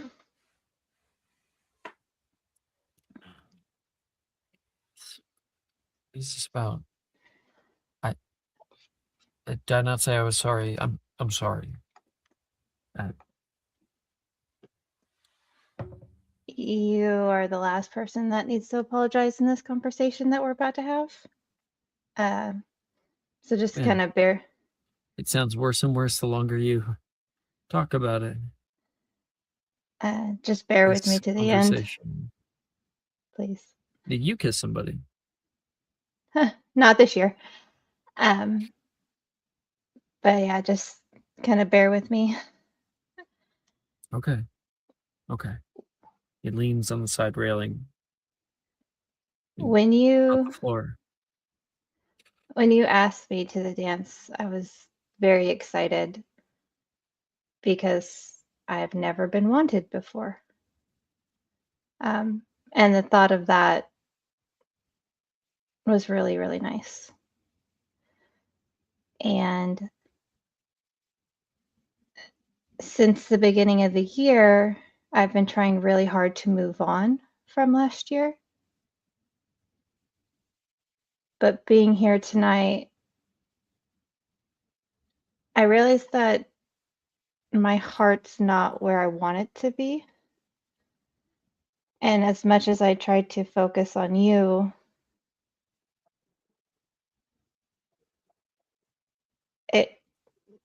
my heart was looking at somebody else. And I don't want to do that to you because you've been nothing but great. And if I continue to let my heart focus on you, all it's going to end up is being broken even more when you leave to go back home. So I'd rather choose to be alone at the end of the night than deal with another heartbreak. Then you just break my heart. Anyway. I'm not asking you to marry me. Just, I thought I was doing a good job of making you happy. No, actually, you make me feel wanted, Victor, which is amazing. And I do like you. I really do. It's just, I know if I keep leaning towards that feeling, when you go back home to Durmstrang, I'm going to be devastated. and I'm going to be all alone. And I've already been abandoned twice this year. A third one, I'm not going to be able to recover from that.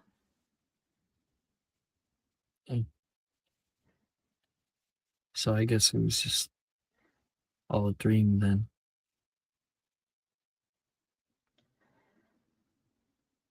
I just would rather not give you any more of my heart, knowing that we only have a few months left.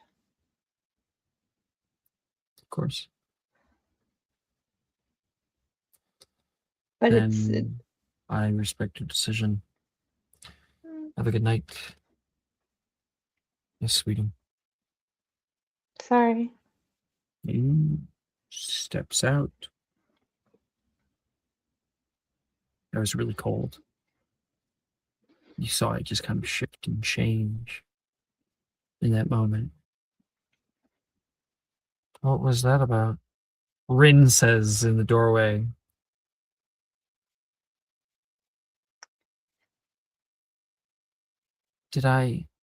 I'm so sorry. I was just, made a stupid decision tonight. I hope you enjoy your date, Rin. And she's going to leave very quickly before she starts crying.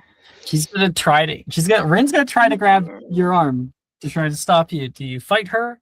Or yeah, because she's starting to cry. Yeah, because Violet's crying and she doesn't want Rin is the last person she wants to cry in front of. Yeah.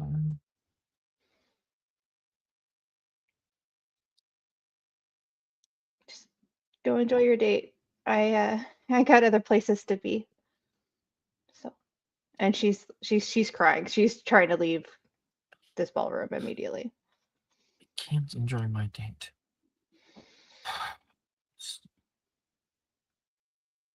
She's going after you. So like you leave, she like thinks for a second and then ends up following you. That's fine. As long as she's out of the ballroom. Violet's crying.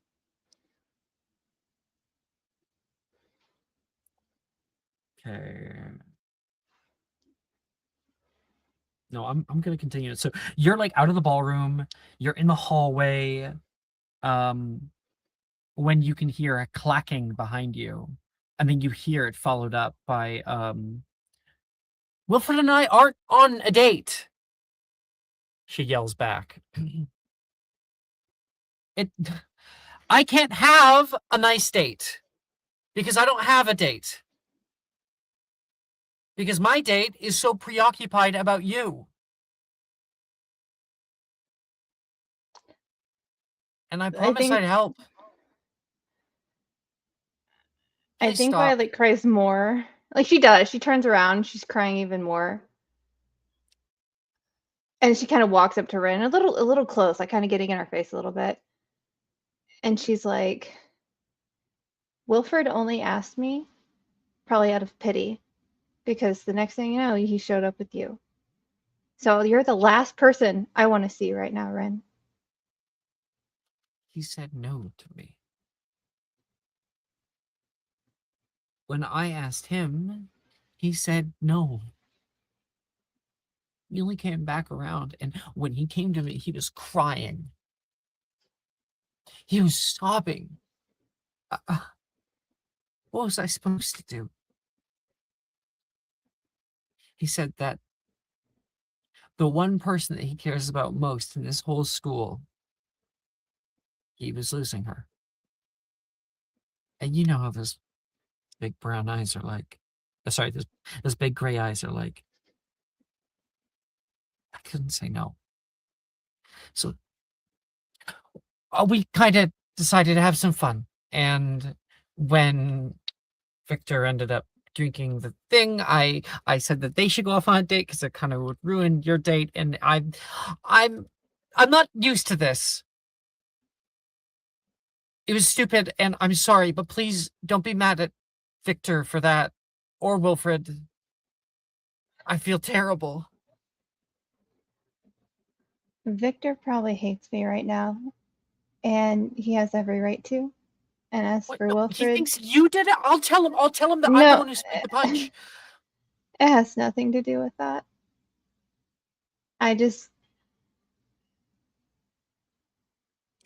Rin, I'm madly in love with Wilfred, and I don't know what to do with that because I don't want to ruin that friendship with him either.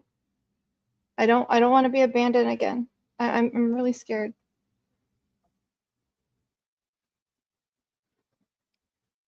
Just wait. And I don't like you. She's crying as she says that, so it's like not a hateful thing, but like just I don't like you. Rin's like, oh, I guess it makes sense. Can you wait here for a minute? Yeah, just wait right here, right on the stairs. Please, 2 minutes. She pulls a Hermione Granger and sits on the stairs crying. Rin goes running. Stay there. She's running. Later on, you can hear a sound down the hallway. Rin, I'm not in the mood. It's not about that. I know that tonight didn't go very well, Rin says. And out of the corner of her eye, she looks over toward you. And it looks like Victor and Violet went off on their own. You know, I think things are done between you two. But that doesn't mean that something new can't come. Violet, what are you hearing? What? Rin, maybe the two of us could go out on a real date. Violet gets up to leave. Like, this is the last thing she wants to fucking hear. And as you, slowly get up and then, try going up the stairs to get away from this, you hear Wilfred go, Rin, haven't I made it clear enough for you? You can hear Wilfred yell back. Kind of stops you in your tracks. I'm not ready for anything like that. Sorry. I gotta get my mind right. At the very least.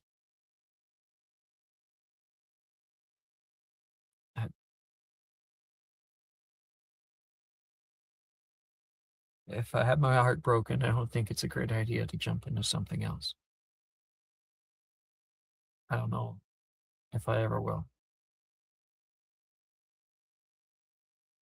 You hear that, Violet?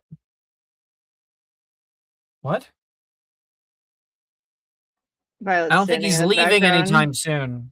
With just tears running down her whole entire face, looking like a fucking hot mess. Just bawling silently as she's watching us. Violet? Wilfred notices you. I leave the two of you alone. Rin leaves. Like a good friend.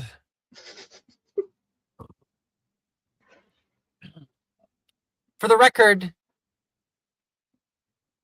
I've always liked you. Rin leaves.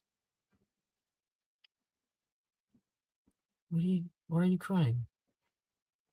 Wilfred will go up the stairs underneath of you. And we'll take out his handkerchief. And we'll wipe away the tears as best he can.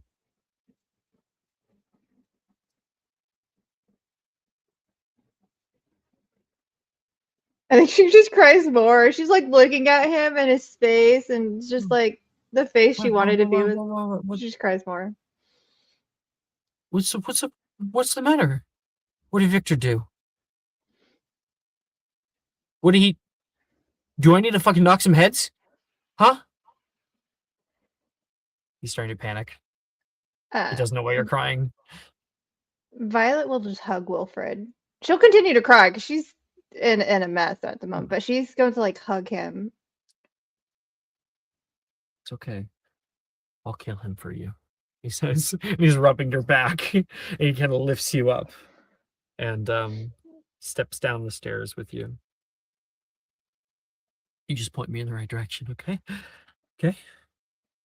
Victor didn't do anything wrong, Wilfred. If honestly, if anybody was terrible tonight, it was me.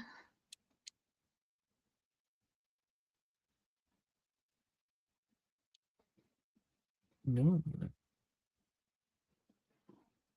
I don't think you're terrible. This is this negative self-talk I always see with you. Well, I told you gotta cut that stuff out. You tell me I'm not allowed to do it. It means you're not allowed to do it. The more the night went on, Wilfred, I realized I was acting just like my mother. And so I decided to be honest.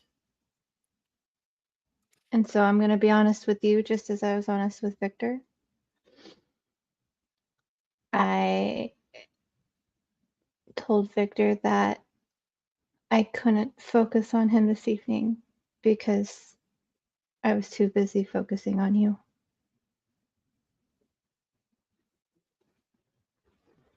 Give me 1 second.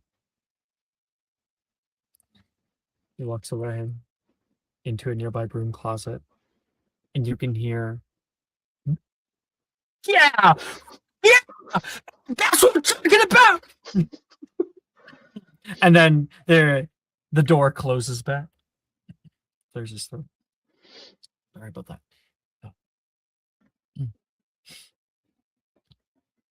I'm really sorry to hear that. He's not sorry at all.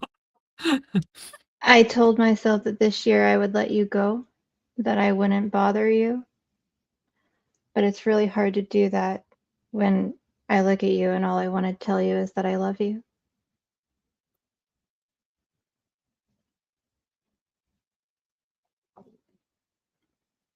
You love me. I think I have since the end of second year. He starts crying. Well, good. They're both crying. Like there's like tears running down. He looks almost scared. It's a weird reaction. Yeah. I don't want to pressure you, and I really don't want to lose your friendship. You are my best friend, Wilfred. And I'm really sorry that I couldn't say yes to you during. I'm sorry I couldn't say yes to you on Halloween.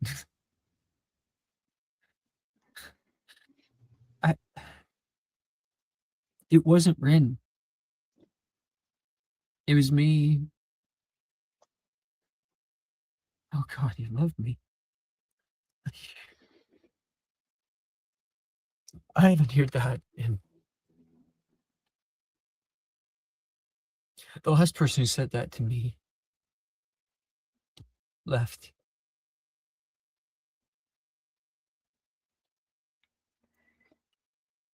I think I've been avoiding it for a long time.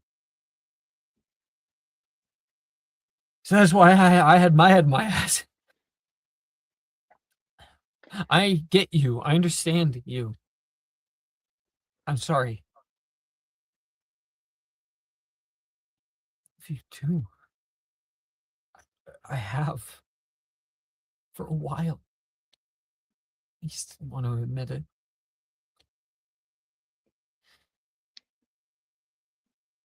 What else do you call it? This ocean in my chest.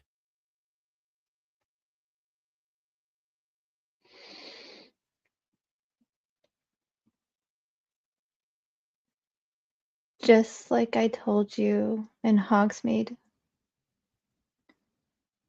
you're the only one I see in my future right now. And the only one I want that I know for sure. I could break under the weight of that devotion. Wolford's gonna go in for a kiss. suddenly. I think it's gonna throw her at first. I think it's gonna take her back, and it might actually make her cry a little bit more. You got him on like a surprise kiss. Yeah, for Halloween. Is getting you back. But she's absolutely she's gonna cry. She's crying during it for sure. But she is going to lean into it after the shock of it. Stop. You think about that Harry Potter kiss where he's like, she was kind of crying.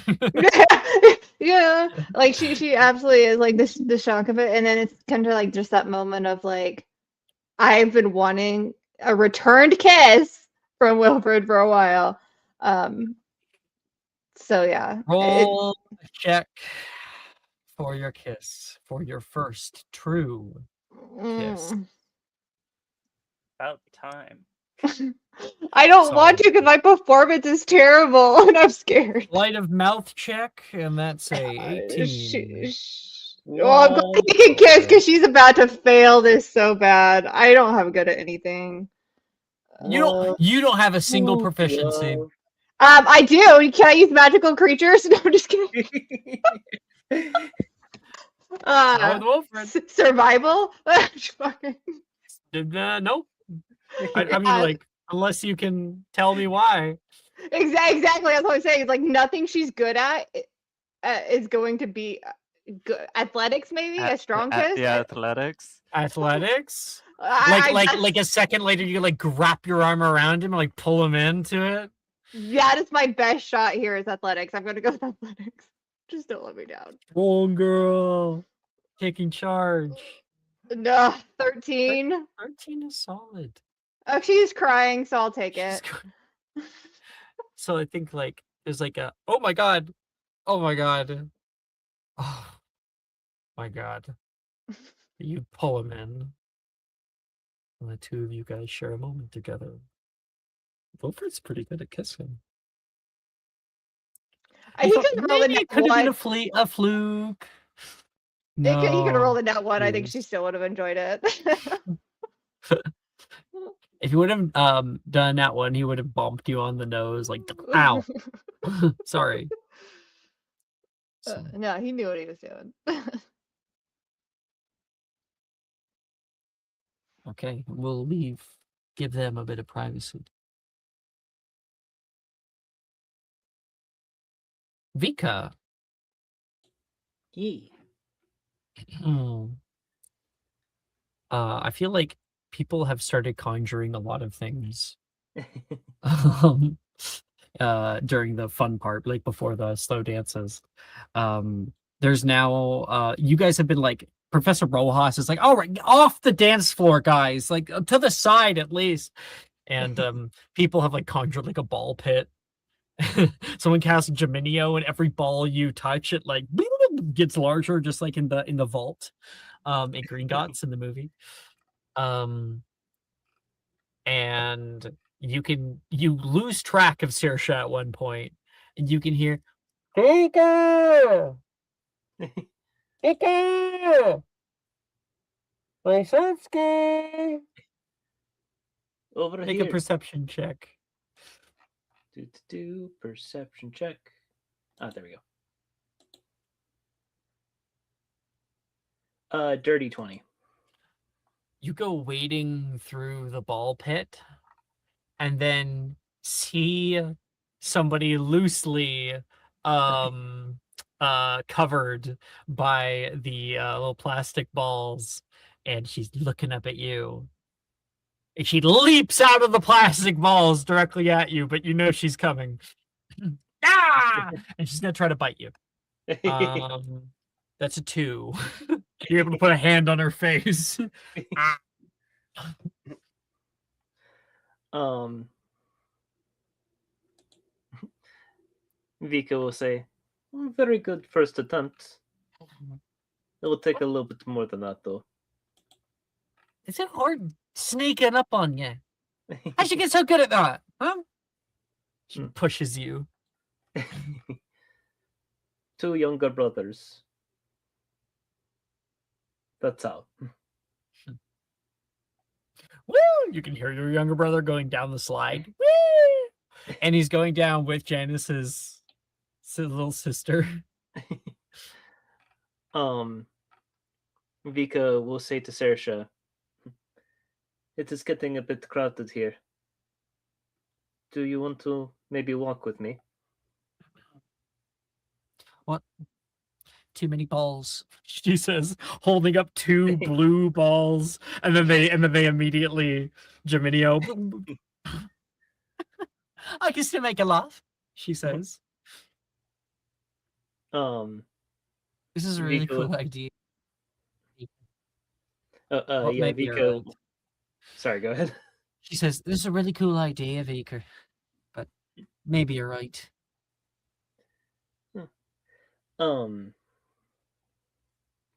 Vika will say, it is perfect.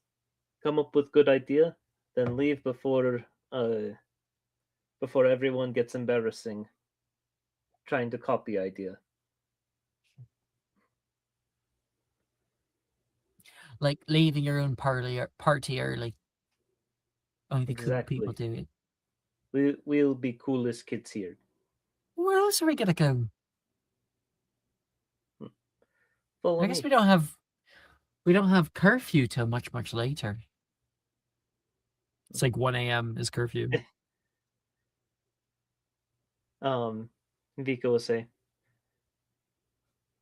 "This is true. We could go anywhere. But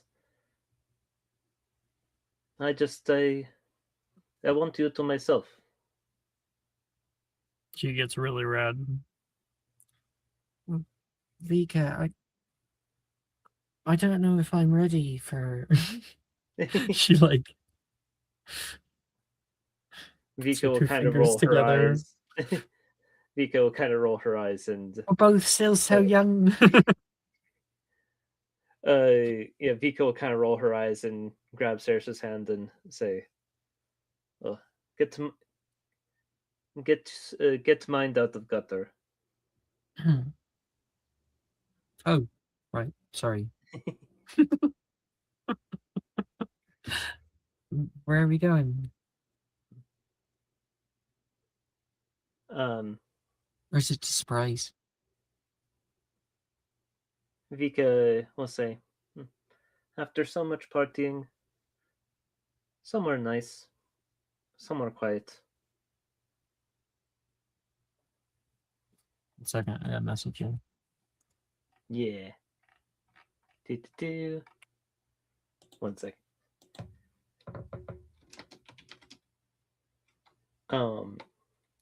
Ooh, okay. Here, one second.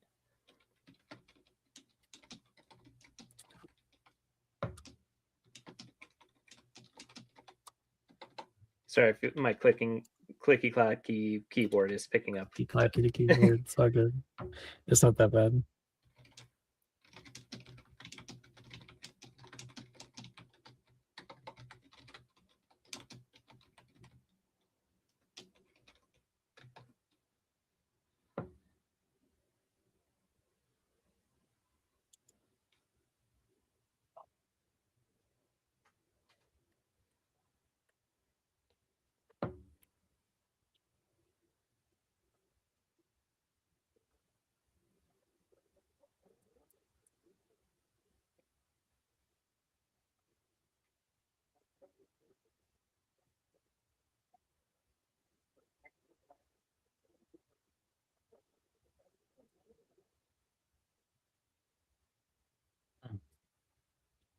I'm turning on Claire de Lune. Ooh. Which I recommend putting on loop. It's a good one. Yeah. Where are we going? Vika. You rise up on the back of a broom higher and higher into the sky, following the stone bricks that pass by in the little windows into the astronomy tower. You step out into the lookout tower, the tower that's attached to the side of it. And you can hear Vika say, "Oh my goodness. And there's a little light inside. Up there in the lookout tower, what have you prepared, Vika? I like to imagine that what Vika prepared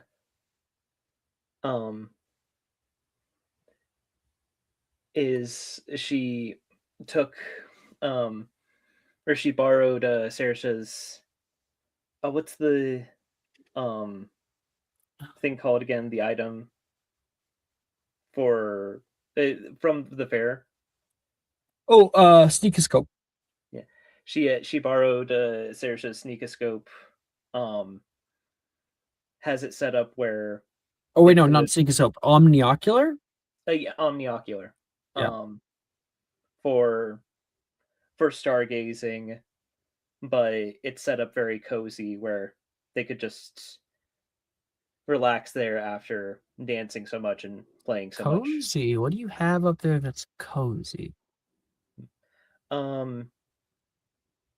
Maybe it's like almost like a little picnic kind of setup where it's like there's blankets and big pillows. Fluffy like furred blankets and stuff. Yeah. Oh. Wow. Good thing I'm not scared of heights.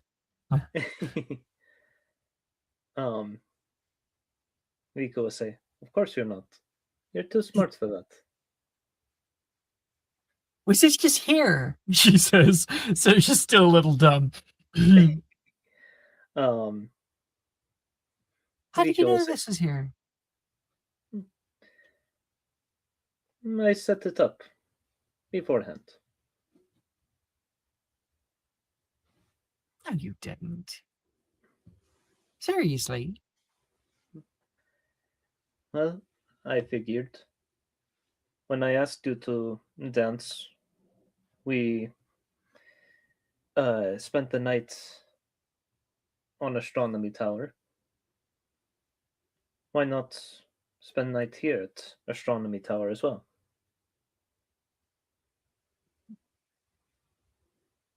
Wait a minute. She's going to go into the omniocular. I'm going to edit what you said. It's not pointing at the sky. It's pointed down through the windows into the ballroom. Ooh, okay. You can watch other people like a little ant farm of drama. Vika will say.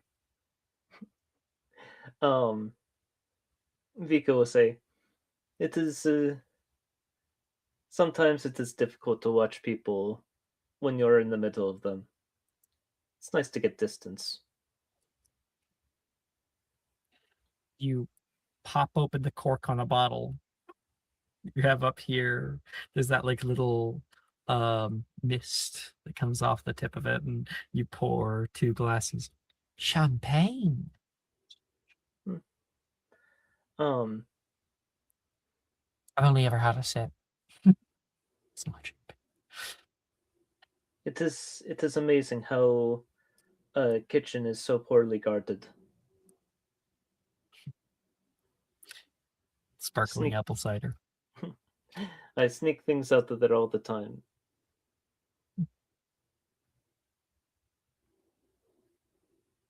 You're always up to something, you know that, Miss Vysotsky?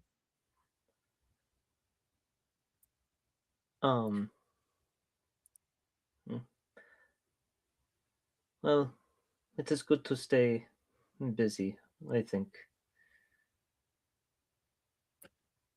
This might be... Now, definitely is the nicest date I've had yet. It's not saying much, though. Last date I was on was with Logan, and he barely showed up at all. Not to say I'm very interested in Logan. Sure, he's like handsome, but a pretty face isn't everything. It's better when you have the full package, she says, gesturing kind of toward you. Vika will say, yes, before I realized things about myself, I thought Logan was practical choice.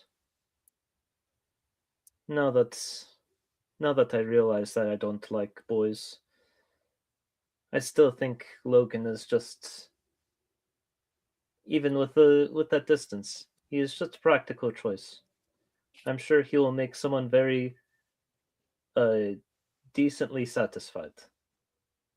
You want to see? She says. And is gonna try looking for Logan.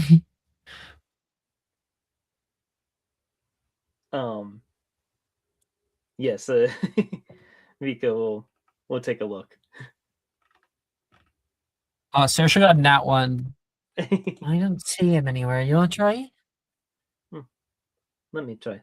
Yes. He doesn't look like he's on the dance floor or in the ballroom. Make me a perception check. That's a nat 20.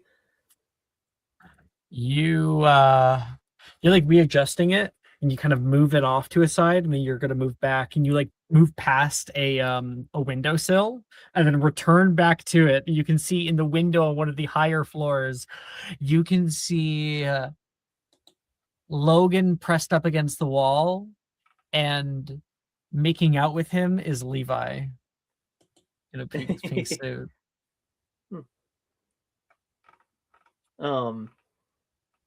I think Vika will let out a little like hum, like yes, that makes sense.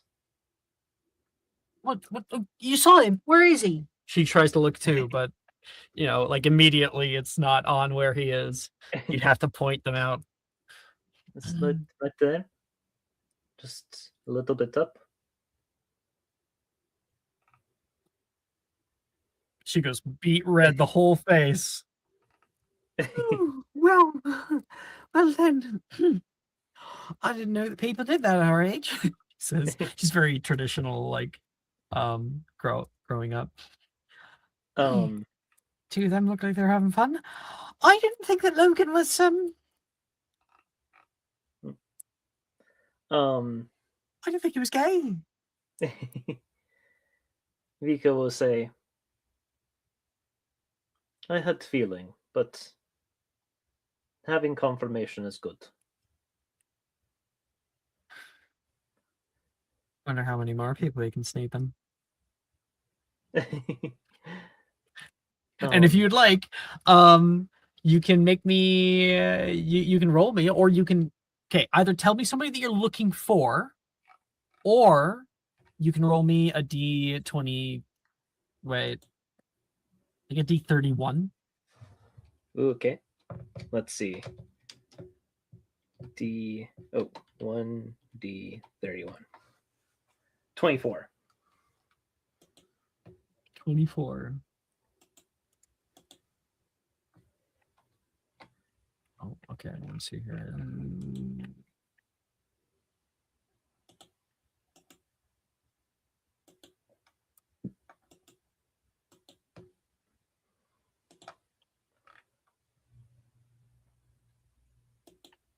Okay.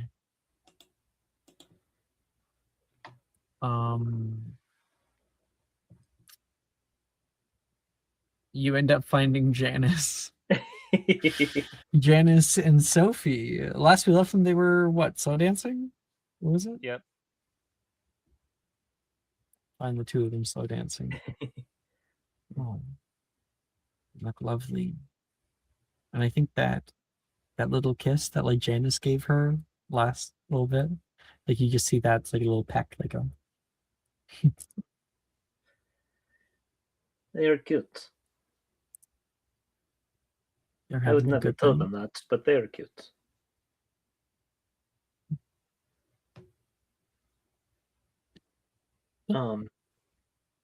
What's Professor Dillamaro doing? She says, looking down. Vika will look through the omniocular. You can see Professor Dillamaro slinking off into the dungeons. Perhaps teacher's business?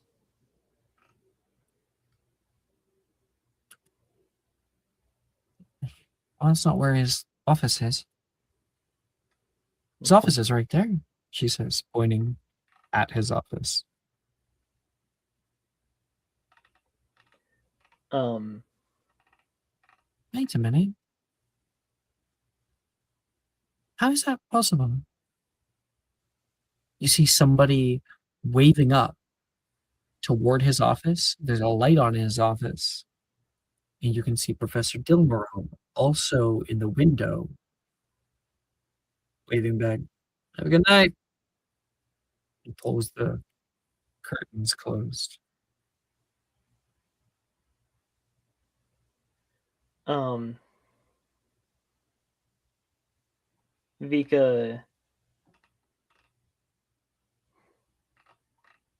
Vika will say,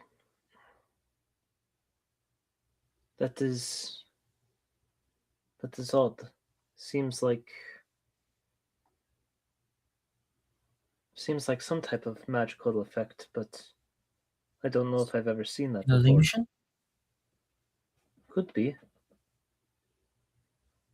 I know there are things like vanishing cabinets, but vanishing cabinets don't allow you to be in two places at once.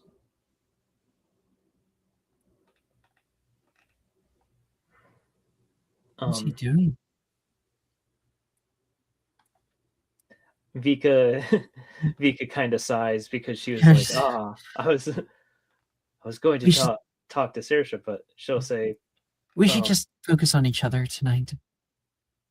Saoirse says, kind of putting it out of her mind. Vika will say, it's even if we left now, there's no chance, or there's no telling if we would be able to catch up with him.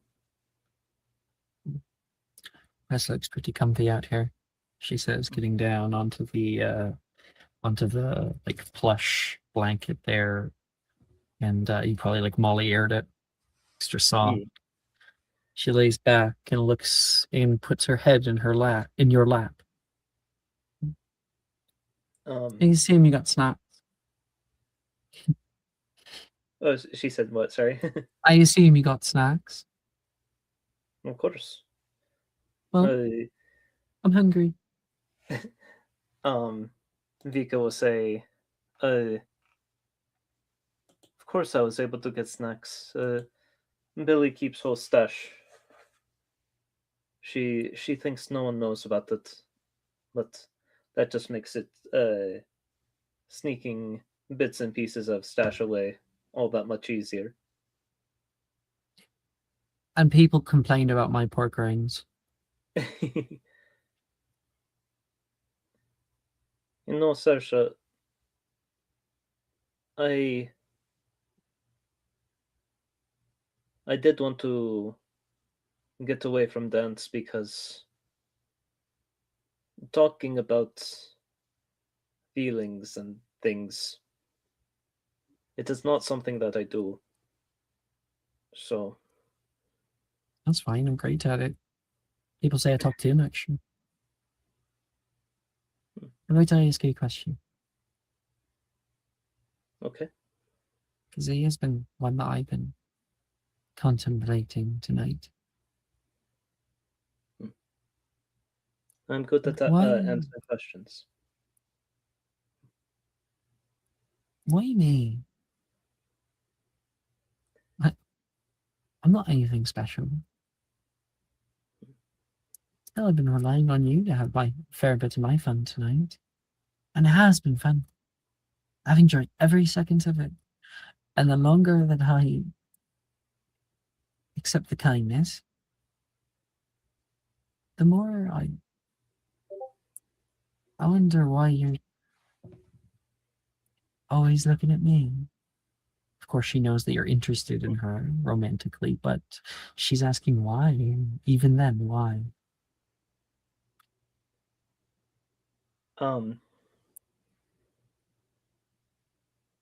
Vika will say, I went through all of this. You know, I'd be happy with the bouncy castle, right? Vika will say,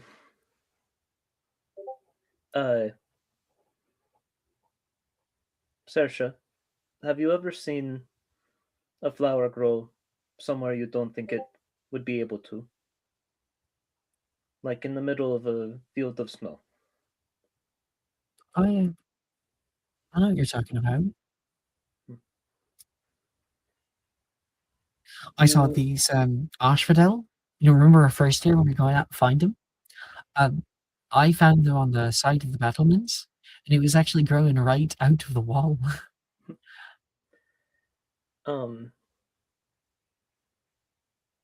Navika will say, I know that your family is not great. That you have a lot of history there that is somewhat painful.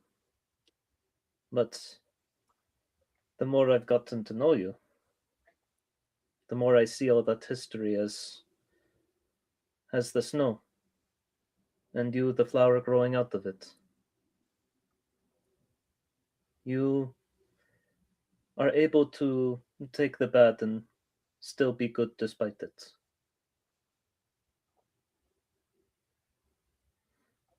It is something I don't know how to do. Please. You're always there for your friends. More than anyone else I know. You'd go to bat. Hell, I think you might even kill somebody for somebody you care about. I don't think I'm scared about that. It's a quality I struggle with. Courage. I always admired you for it.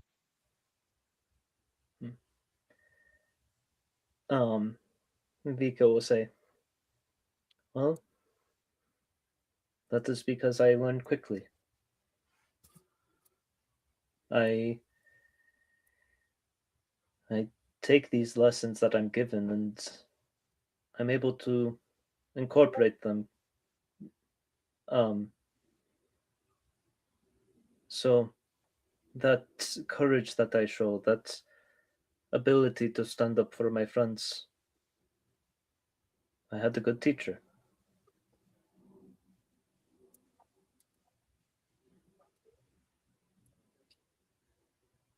And like an angel to me this whole time. Even when I felt most alone. When I go home, I think about my friends, people I want to spend time with, and your face is always top of the list. I don't quite know what that means yet. But I have an idea or two. I think more than anything, with Gemma starting to kind of pull away from me, and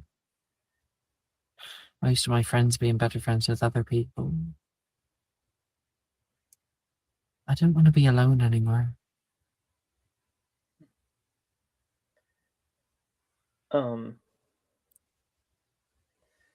Vika will say, I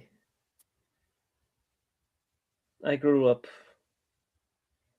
with my family telling me frequently these feelings, loneliness, sadness, that they are part of life, that it is unavoidable, but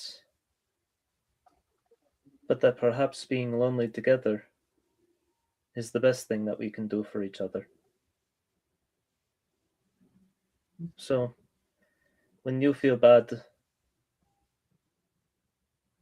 or when I feel bad and you feel bad, you are the one person I want to feel bad with the most.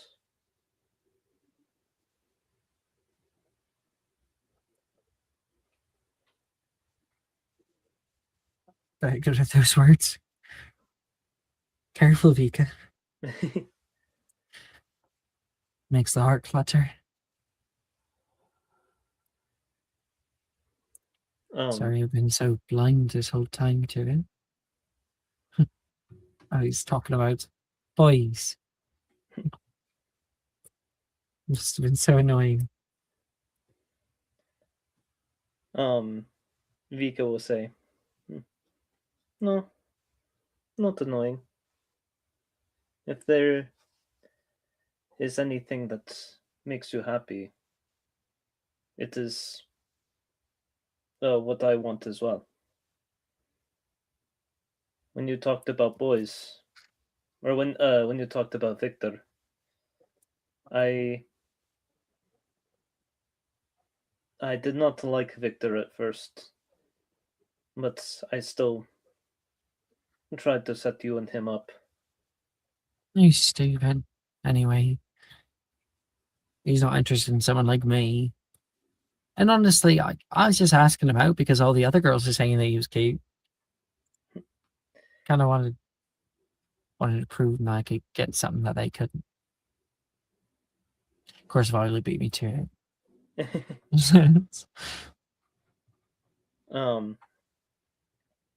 Vika will say, well, that is the thing. You don't need to prove yourself. I'm glad she did beat me to it. Because I certainly don't have to with you. Yeah. You're right. You'll never have to prove anything to me. I already know. She gets up. You know, the night's coming to an end. I said I'd give it a try. Is it weird that I kind of like it? No. It is not weird. Can we maybe try again sometime? Vika will say, Saoirse, how about we try something? How about we try something now? If you find afterwards that it is not what you like, then I will never ask you again. I'll be satisfied with just the one time. Saoirse, I think, is picking up on what you're putting down. It could be really funny if you're meaning something completely different. But Saoirse, I think like there's a silence immediately. You have to sit in it, and part of you just wants to die right then and there. She sits there and averts her gaze from you, looks down, thinks about it. You can see she kind of plays with the hem of her dress. She turns back toward you and looks up in your eyes.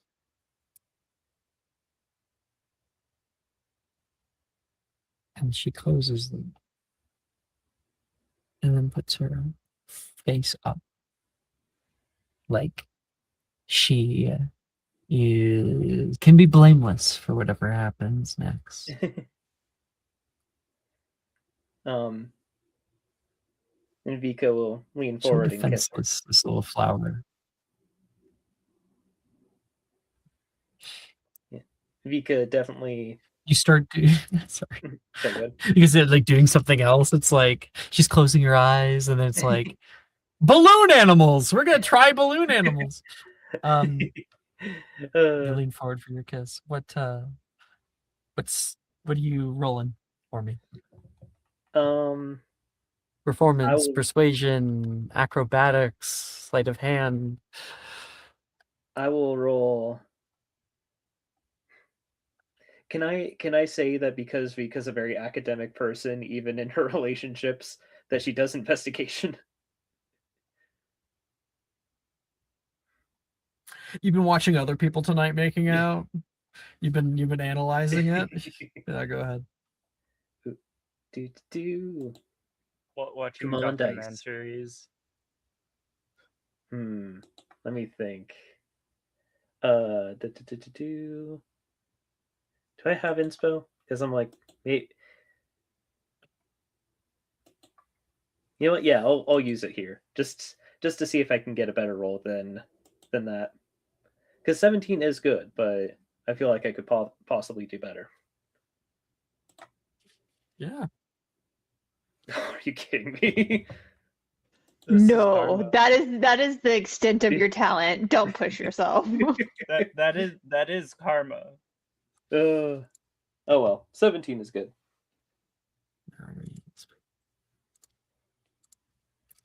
And let's save her.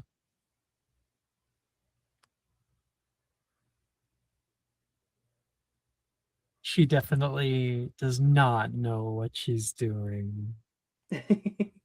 You come forward and find her lips, and she's kind of trembling when you do so.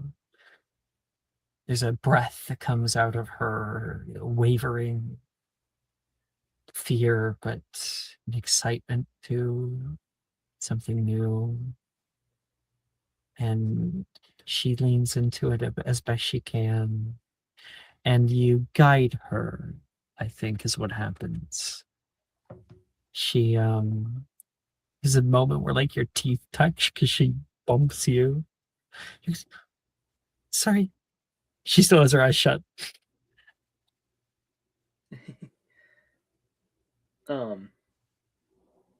Can I try that again? And keep your eyes open, just like slowly, one by one. Vika will say,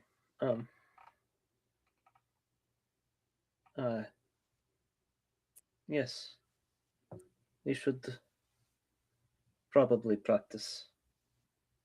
She puts her face forward and will like kind of softly close her eyes and return to that kiss.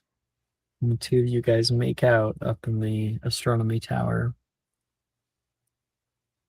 An exploration, and one that Saoirse is liking the more and more she explores with it. I think Vika does a good job of making her enjoy it. So yeah, Vika's not used to feelings and stuff, but it's part of the reason why she likes Saoirse a lot is that she's like, oh man, I feel a lot of feelings around Saoirse. Elsewhere at the party, other people are still having their fun. Sophie. Yes. You and Janice, you guys were dancing. That's coming to an end. I think like things are starting to end for a lot of people. People are leaving. People are gathering in little areas by the tables and chilling. A lot of people are like fanning themselves. It gets hot in a dance. And the music is starting to die down and still going on in the background and whatnot. But you can hear like Professor Rojas go up to Professor Milne, who has been he's like looking at pictures that Sadie took, and he's like, oh, she's so cute. She comes over toward him and is like, hey, Garrett, oh my god, look at this one. He turns it toward him. Yeah, she's beautiful. If I only made one thing in this world and it was her. Yeah, totally. Have you seen Darius? Not for a little while. Why? He's supposed to be chaperoning. Did he? I hope not. I'll fucking kill him if he did. Two of them say, I think maybe he went into the hallway. Maybe he's catching seventh years. You know what I mean? That'd be the last thing he'd want to do. Sorry, I keep looking. And Janice, you are like sitting at a table. Come on, have some. It's my favorite. I can't believe you've never had strawberry shortcake. Like, not once? My family mostly had,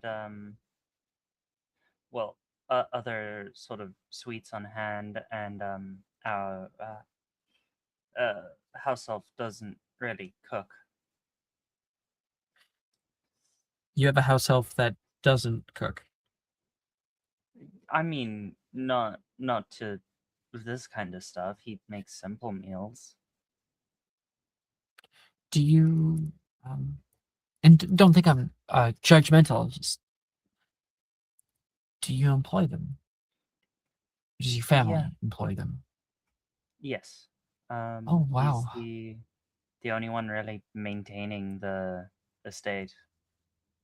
Most of the time he actually is off shift by supper time, so I have to figure out something. Off shift. Wow. You know, my family used to have a house elf. She was really nice. She used to color with me, look after me when I'd go walking around the park. My grandpa sent her away, though. I wish I knew what happened to her.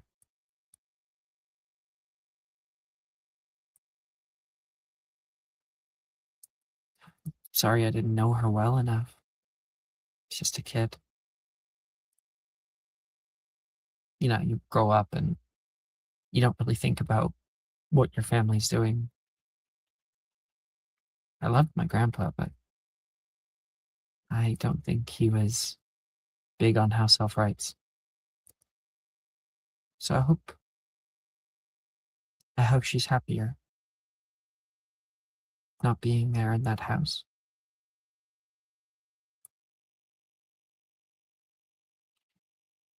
How did you guys come around?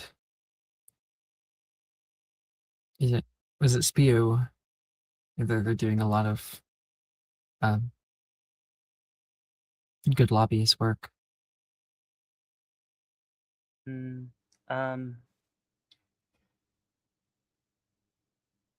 I mean, house elf wasn't always treated the best, but as soon as it really made sense, we kind of well started employing him. It makes me hopeful, you know, for a better world. If all of these people can see this pattern that they're stuck on,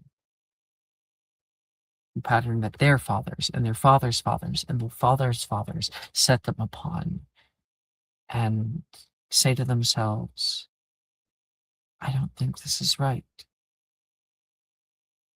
Maybe there is hope for a better future.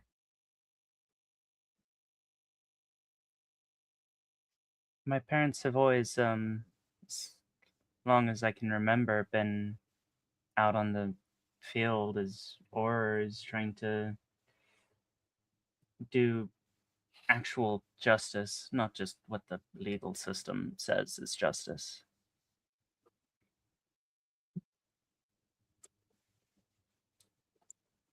Although they're so busy out seeking justice in the world that our house elf has probably spent more time with me than they have. What's his name? Elmer Song. Elmer Song?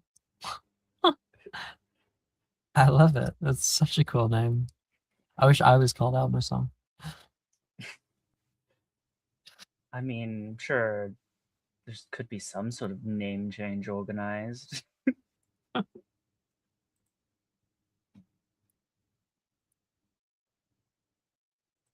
Way cooler than what my grandmother gave her. Honestly, if I was stuck with this name, I'd be pretty pissed off at Wizards. It's another way that all this is so wrong. Her name, though, was her name was Winky.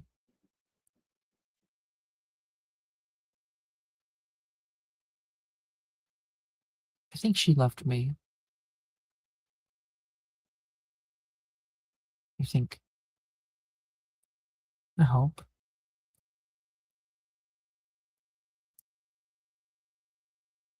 If you Sorry. want, I could ask my parents to at least try to see if they can figure out if she's doing well. Really? You think that they could, like, track her down?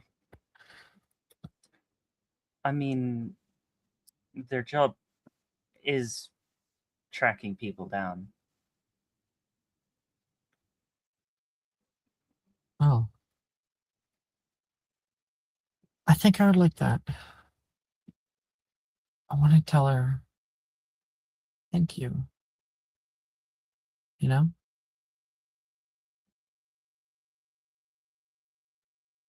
Oh my god. Don't look now. She was looking over toward where Billy and Brett are. And Billy is much taller than Brett is, but she's bent down and has put her head on his like chest, and he is very, very straight backed. Doing a slow dance with her. Do you think I should help Brett out? I could make him taller. Yeah, I'd love to see that. Sophie's gonna attempt Engorgio on Brett to make him in proper proportions taller. You can see like Billy, like her head goes from right here to like. I still need to attempt, so. You don't have it locked in? I have one successful cast. I have 2 successful casts. Yeah. He gets taller, and Billy like looks up at him like, "Where'd that come from?" And he's like, I have no clue, but I'm happy it did. And she has like this weird smile. You see them talk for a second. He goes, they're in the distance, and then they kind of return to where they were before, and Billy looks like she's blushing.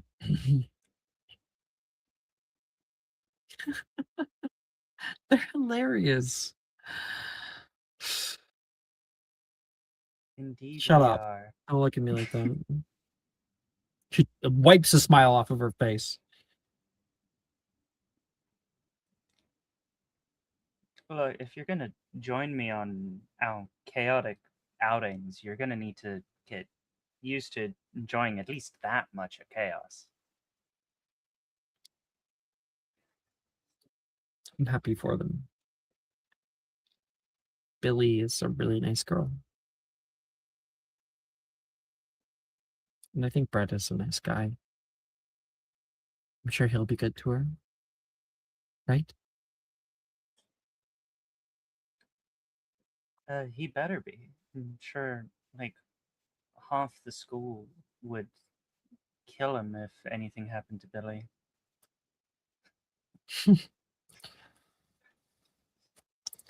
Honestly, I feel like half the school doesn't even know that Billy exists.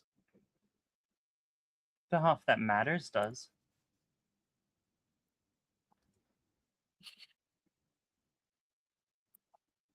I think I am about danced out for tonight. Should head back. Probably smart. She stands up and offers you a hand. Sophie's gonna take it, but a bit over dramatically. And she'll lead you back to the common room where the two of you guys spend, I think, some time just like hanging out together in the dormitory.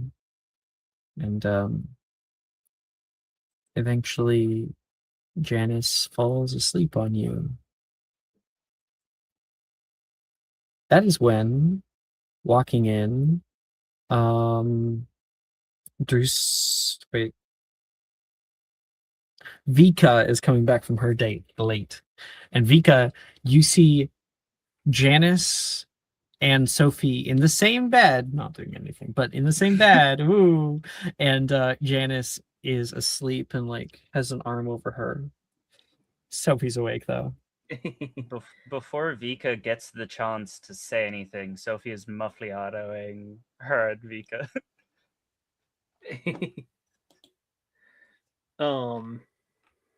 But let me check something real quickly.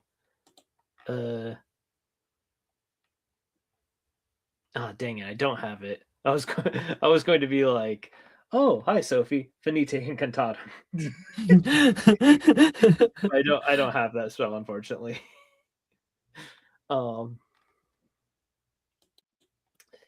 Vika, I think Vika will look at Sophie.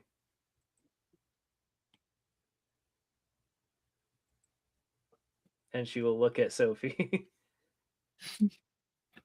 You just stare at her from the doorway. Just a smug look on her face.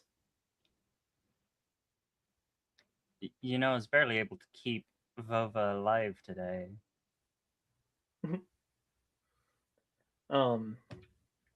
Vika will say, Vova is resourceful. I trust his ability to survive.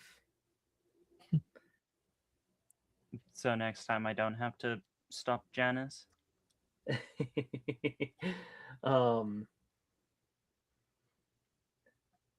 Vika will say, what, you are planning on looking out for my brother until wedding day?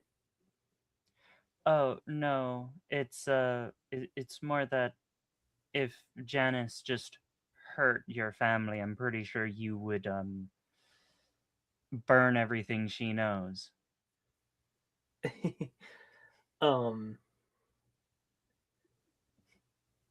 Vika will say,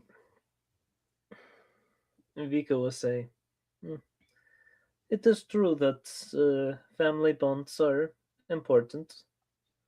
But Vova is playing an important role right now. An annoying Janice? Sorry, so... An annoying Janice? Duh. What? What did you say? Oh, Vika. Hi, did I fall asleep? Sophie drops the muffliato. Sorry, did we wake you? Sorry. Long night. I should realize that like she's been caught in the same bed. Vika, it's not what it looks like. Oh. Vika will say, don't worry. I won't tell anyone about it, sis. Should I start calling you sis now? I'm gonna go back to my bed. Good night, Sophie. Now my bed's only at 10% comfortability. Shut up. She's gonna go back. And we'll pull away from that. Ray. Yes. Nolan and you have largely danced the night away, filled up on sweets, and only now that people are starting to leave, and you probably got 30 minutes before curfew, Nolan and you go for your walk around the grounds. We find ourselves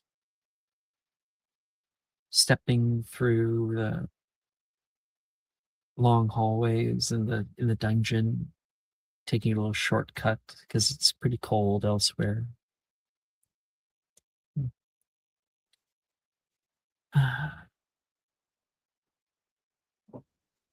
Tonight, I think,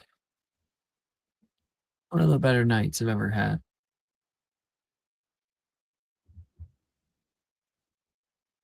Yeah, I I think it was one. I really liked it too.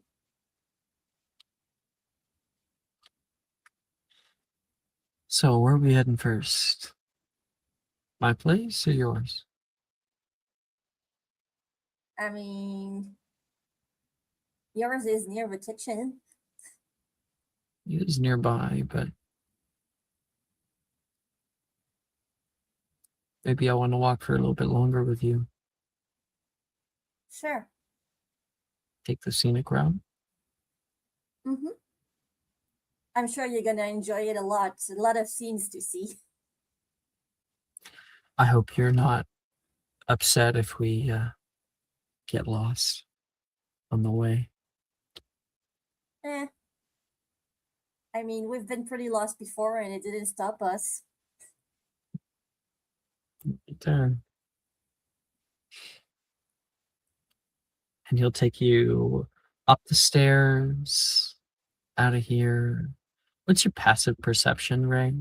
16. As you're leaving the dungeons, come on.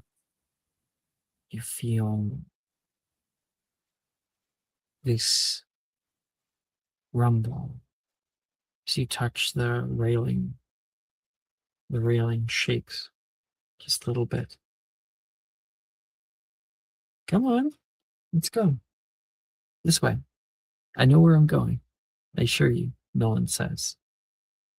And the rumbling subsides as if it's coming from deep behind you.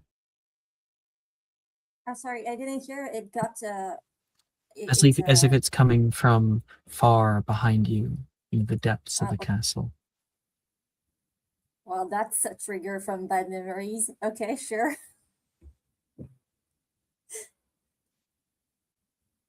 You okay? Yeah, No one I'm actually. Yeah. Did you feel that rumble? Rumble? Yeah, it started shaking a bit. I have that effect. I don't get.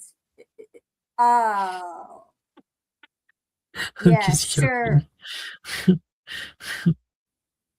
Come on. Yeah, absolutely. You're totally making me tremble. I'm glad. I've been trying all night. You did? He would lead you up the stairs. Instead of going the full way, you would find a lost turn into the quad, and another lost turn into the clock tower. And it is so silent tonight. They're so far away from the music. It is just like a distant murmur. He says, in a few minutes, this bell's going to go off and chime curfew. And we are going to be in violation of it. Breaking rules together. Just like old times. Like always. Yep. Speaking of breaking rules. What? We never did go on an Animagus exploration mission together. Well, where do you want to go? He says. And he will lead you toward one of the like we've seen it in the movies where Harry was like hanging out in like the clockwork of the like behind the clock, and you can see the whole valley around you as the moon illuminates the waters below and glints off of snow whenever you have mass amounts of snow in a place, which I guess you're Canadian, you get it, it's a lot brighter of a night. It is kind of cold though. So he like takes you in, holds you close, and says, "Well, where?" Gesturing out the window. I said, I think there's a good spot up there. I could fly us there. You think that you can fly carrying me? I can try. Hummingbirds are pretty strong. I want to see how much honey. How much can hummingbirds lift? Yeah, I don't know if if they're strong actually. Hummingbirds can lift a payload roughly equal to their own body weight. Oh well, good. Well, what's the body weight of a hummingbird? They can't lift a mouse though. Oh yeah, Weight. of a Hummingbird weight That's- is between 2 and 20 grams. So we'll go to the 20 grams, right? And then we'll go elephant shrew. 50 to Wait. 500 grams. Okay, yeah, it's not happening. Yeah. So you guys transform, and you hop onto his back, and he's like, "Be careful with me," and because you can actually hear him, you can understand him when you're both Yeah. in form, and then you go. Yeah, it's like You yeah, pull I on don't his think it's skin, gonna but he's work. not going anywhere. It's not gonna work. Can I see a route Ray, for him? Ray, I for- don't think it's working. Can I see a route for me to guide him up there, like climbing and everything?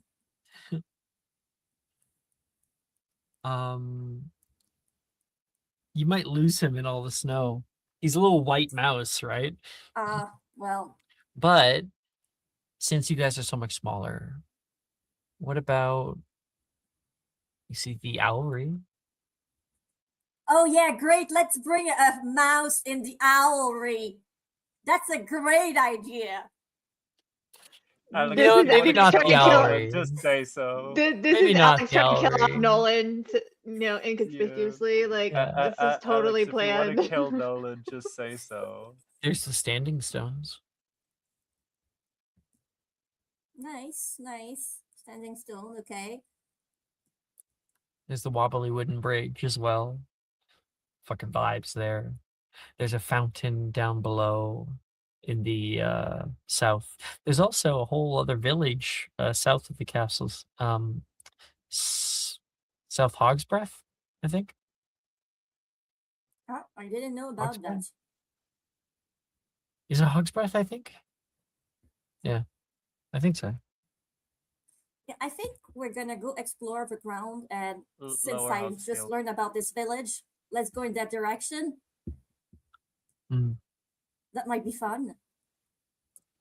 You guys go he goes running the little elephant shrew feet, and he ends up like rolling down one of the hills. You glide out over finding him, and his big ears flop out, pushing the snow off of him. He makes a little snowball with his tiny mouse hands and will throw it at you. He's gonna roll a hit. That's a natural 20. Ah, dang it! He takes you down. Look out! Dare you laugh at me? You go into the ground. Oh, Ray! And he'll run out after you. Are you okay? I'm sorry. I didn't think you'd. To stab me in the back. Honestly, it was a Hail Mary. You were up in the air. I'm surprised I hit you. My own boyfriend. That I am. You said you were going to make me fall for you. I didn't think literally. Come on. Let's go for a race, huh? Who's faster? You want to race a hummingbird? Literally the fastest bird on earth?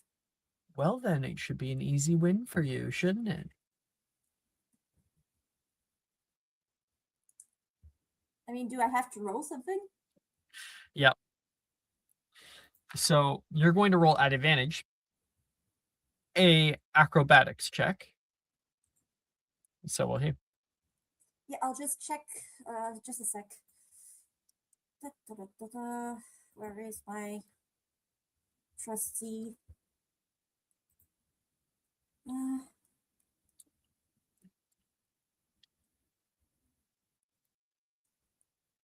Okay, let's go see that.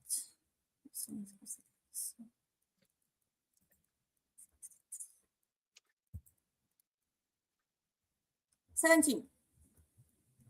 17. He got an 18. What? He's real fast. The wind also is a thing. You're not the amount of wind that is like blowing through the valley is what's slowing you down. So and he like jumps underneath the snow and just like goes barreling down the hill toward the village. You follow after him, trying your best, and he reaches the little gate and squeezes under it. You get whacked by a branch, and swoop on, landing on one of the stone walls on the edge of the village. And there's a smattering of little houses that are all over here. You see him. You lose sight of him for a minute, and then can see him climbing up into like a windowsill of a house, and you flutter over there and land. Beat you. It's just because of the wind. Yeah, you see, like there's a little grumpy hummingbird because I'm not a good a good loser. Not all the time. You can hear people in one of the homes. You can hear a little boy saying, "Please, Mom, please. 2 more days, then you can open them." 2 days? You really must learn patience, Zebediah. And Nolan hears this, and like the ears like perk over there. And you can see inside through the frosted glass a little family having a mother trying to put down her late son to bed. But I say late son. I meant like young son. It's very late. And he is at a Christmas tree. And there's a few presents that are under there. Just a few. Just 5 maybe. And he's clutching one to his chest, and she has to pull it away from him and put it down. He starts crying. Just a peek, please, Mom. Well, as long as you don't tell your father, she says. And Nolan seems transfixed on this.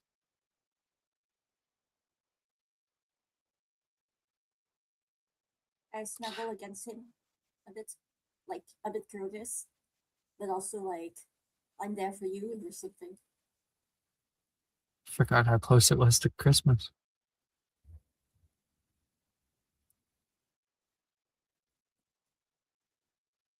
Are you going back home for Christmas? Yeah. You're coming with me, aren't you? Yeah, sure. Yeah, definitely. You forgot, didn't you? No. I'm so forgetful. Oh. One day you're just gonna forget about me. Find somebody handsomer. A nicer mouse. Yeah, definitely. It's gonna be at least the size of a rat. Oh. Rats are cute. Absolutely not. Rats bring disease. Rats are evil, he says. And he's making like a rat face to it.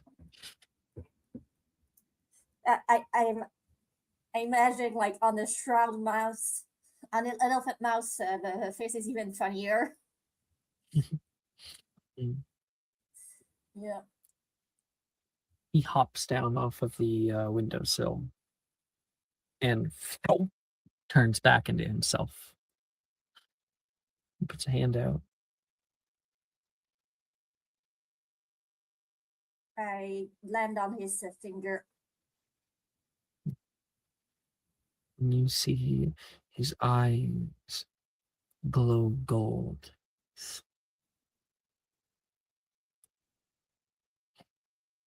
Pretty bird, he says. And he's going to like kind of give you like a little pet, being very, very gentle. He pulls you into kind of his bosom where it's warmer and puts his jacket around you on one side. Let's go down the trails. Lake's right over here. Who knows? Maybe we'll see a will-o'-wisp. A what? I didn't hear. He said to you, a will-o'-wisp. A will-o'-wisp. Okay. Mm-hmm. Keeps going with you. And you just kind of enjoy the warmth of him. It's not until you get down the trail toward the lake, the frozen lake. You can see this is part of the lake most people don't go to. It's too south. And there is a herd of unicorn, which I believe is called a blessing, that is crossing it. And when they hit the moonlight, they quite literally glow. Oh, wow. You seeing this? Yeah. How are you?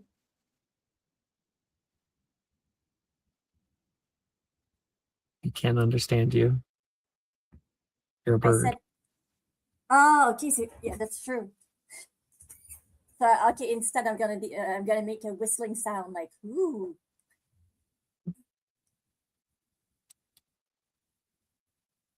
Can hummingbird even whistle? So much of this life I still have yet to experience. I still have so much time.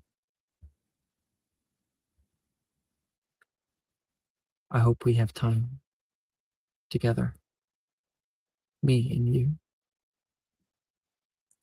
to see as much of it as we can, or as long as we can. I stay silent at that, and I cuddle a bit more on his chest. Looks up. Snow is coming down. Wow. It's just everywhere.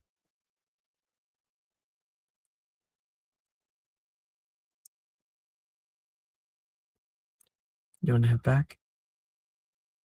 Should we stay here a little bit longer? You warm in there? You're too happy next to my chest, aren't you? You can literally see the hummingbird roll his eyes. I don't see you saying no. I burn pretty hot anyway.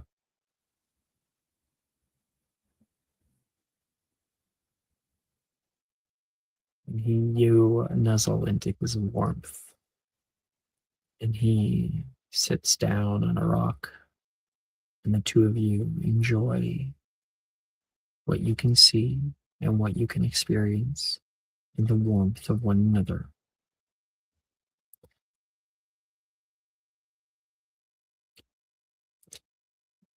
Jason. Hello.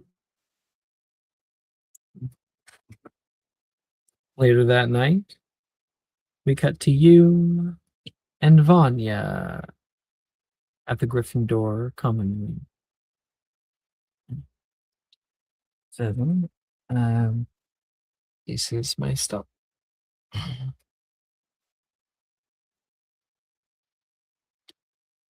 it's been a good night.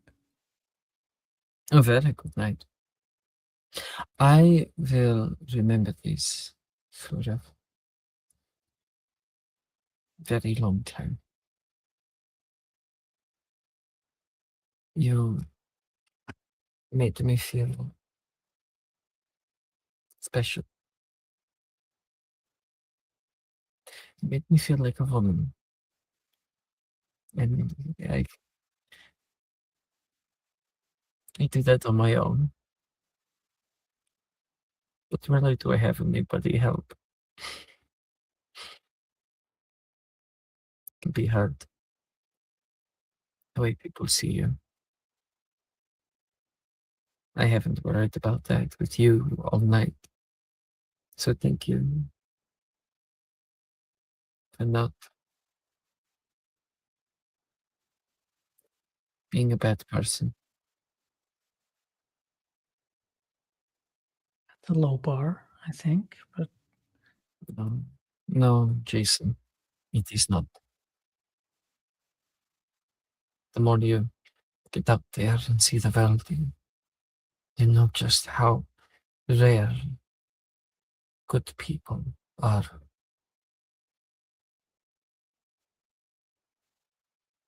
Good night. good night. And She will come over and give you a kiss on the forehead, because I feel like if we actually, sorry, I know a little bit more about this. So there's a curled staircase, and at the top of the curled staircase in Gryffindor Tower, that's where it is. So she's actually up the stairs from you. So she'd like come down and give you a kiss on the forehead and kind of pat your cheek.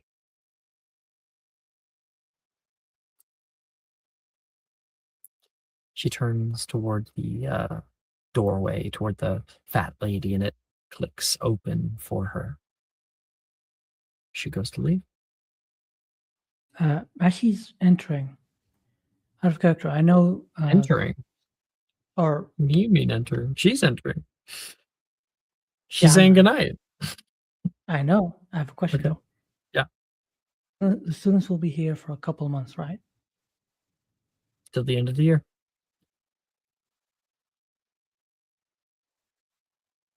Okay. The next few days are free, right? There's nothing big happening.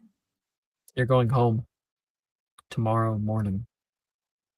They're going home tomorrow morning. Everyone is. It's Christmas in like 2 days.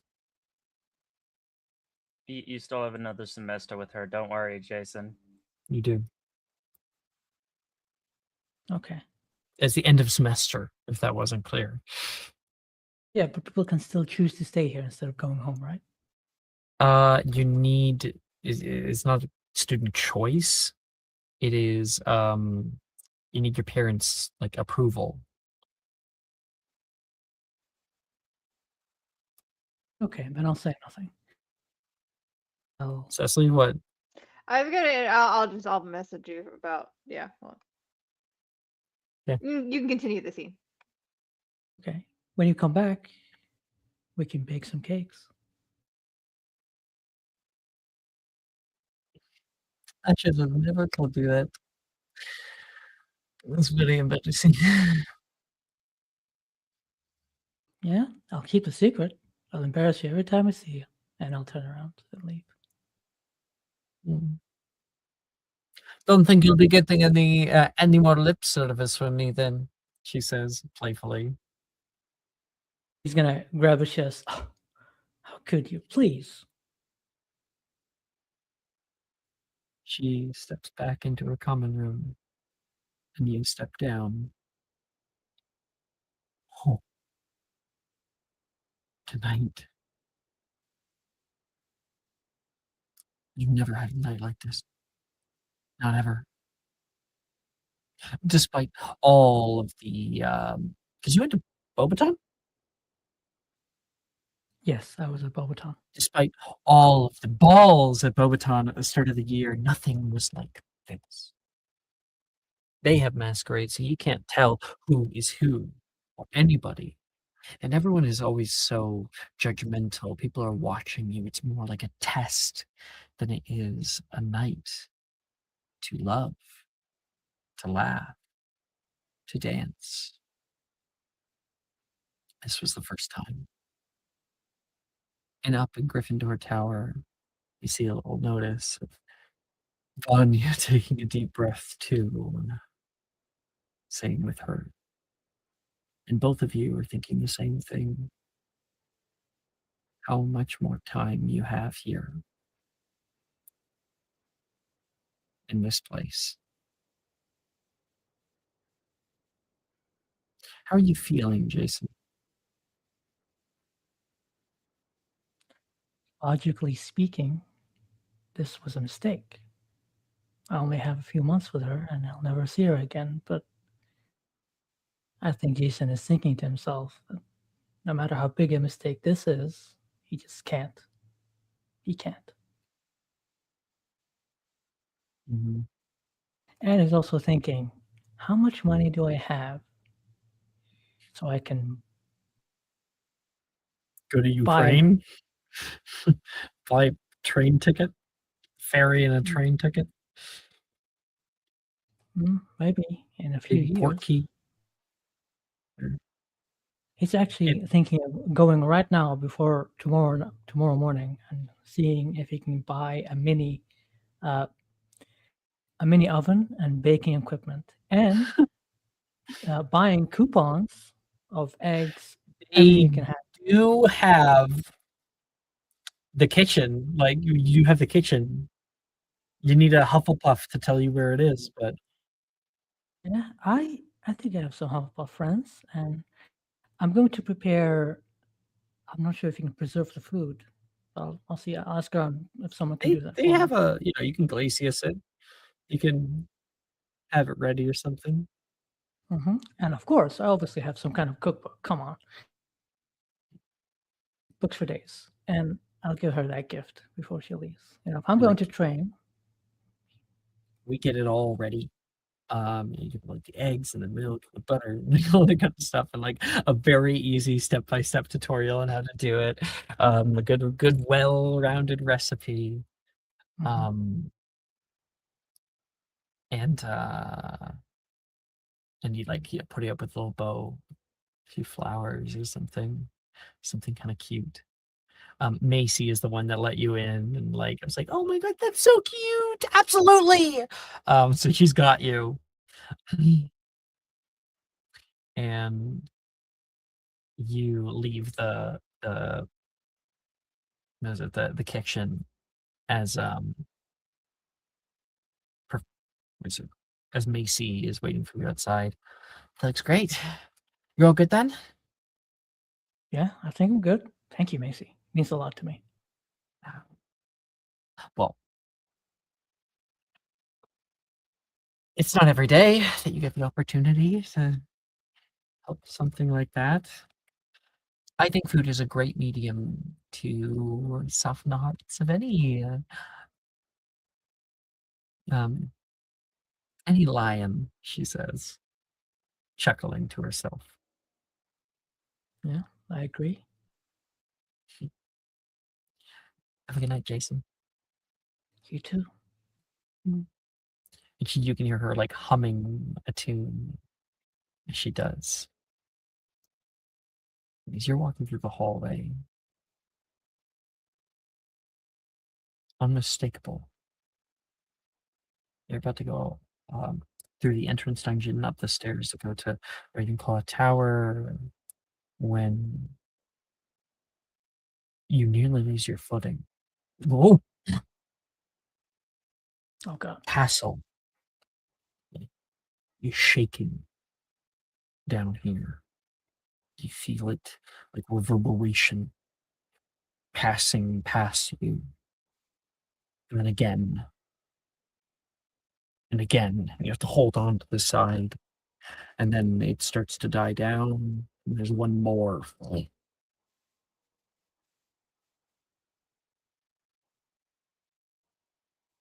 Is this like the castle shifting, or is it more like an explosion? Like an earthquake. Like a tremor.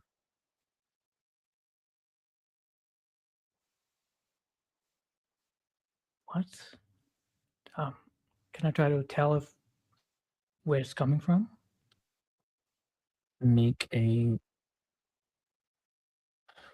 You can make a few different checks here. So you can make a perception, a survival. Yeah, those are the two checks. Perception or survival.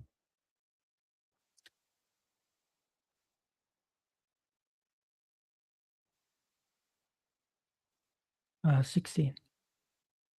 On what? On perception. Yeah.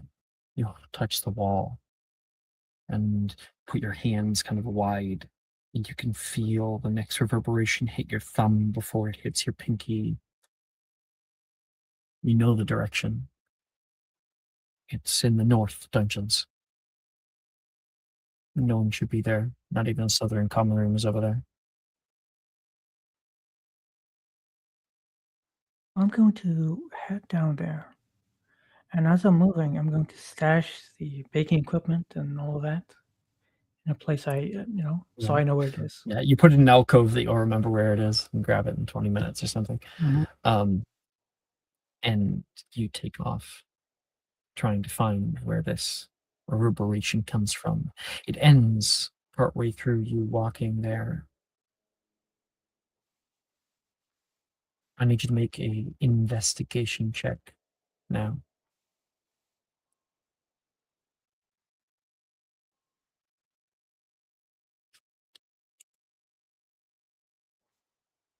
21. 1. You wait for another, but it doesn't come. And then you can see light down the hallway, down the hieroglyphic hall. You find a set of double doors, heavy double doors, tall, carved with runes on the outside, and there is no burn marks that have been made on the outside of the door. And there's a kind of colorful light coming out of it. Not that dissimilar to the lights from the dance earlier. You can see illuminated on the wall is a shadow, a figure standing nearby.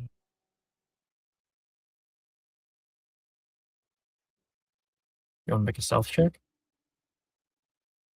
Yeah. Roll it.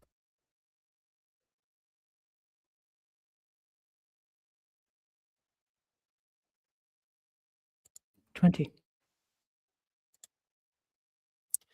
You're pretty well hidden. You put your back to the wall and go to peer around the corner. And you see this huge cylindrical room covered in runes all over it. We're talking floor, walls, ceiling, and arcing geometric designs that move through it. And there is a pulse of magic. You can see illuminate multicolored runes onto the walls. They kind of like illuminate and go out, and other ones turn on and go off. And standing in the center of the area, you see the long purple trench coat of Professor Dilmero.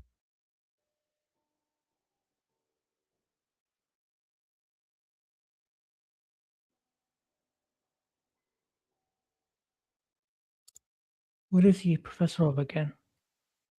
Transfigurations. He's got his wand out, and he puts it to his temple. He's looking on the side, and he's muttering to himself. He's saying something. Can I try to hear it, or is it too low? Make a perception check.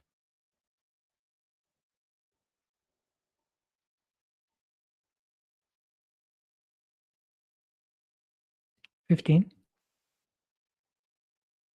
I'm not supposed to be here. What keeps drawing you back? Do you understand what you're doing? It's even at stake.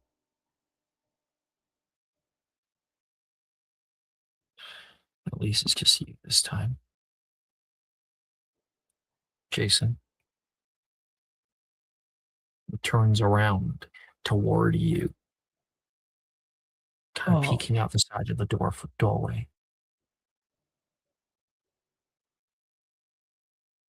I think like he's like looking over his shoulder. There's just one eye toward you.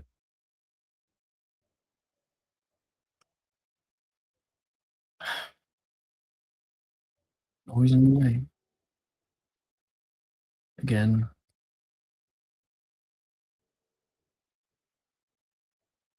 I don't understand it personally. Like there's the snake and dragon and acromantula. I hadn't perfected it. Little flaws, things I didn't understand. Now I can finally see, and still, despite it all, you. Where's the gift basket?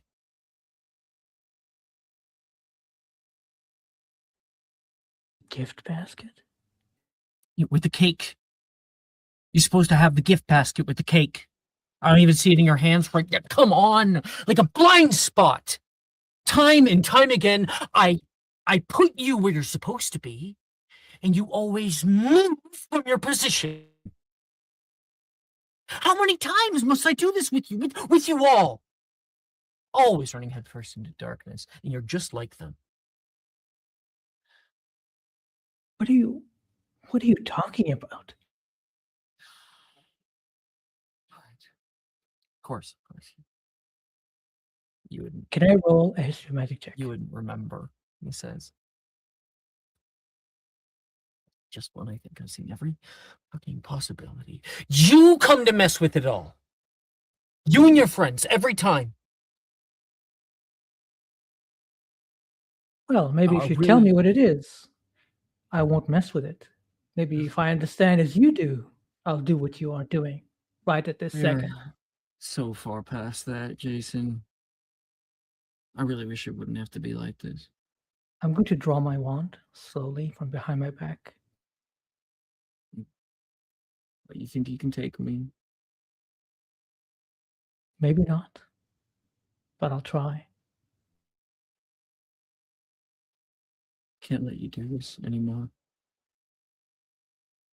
Too much is at stake.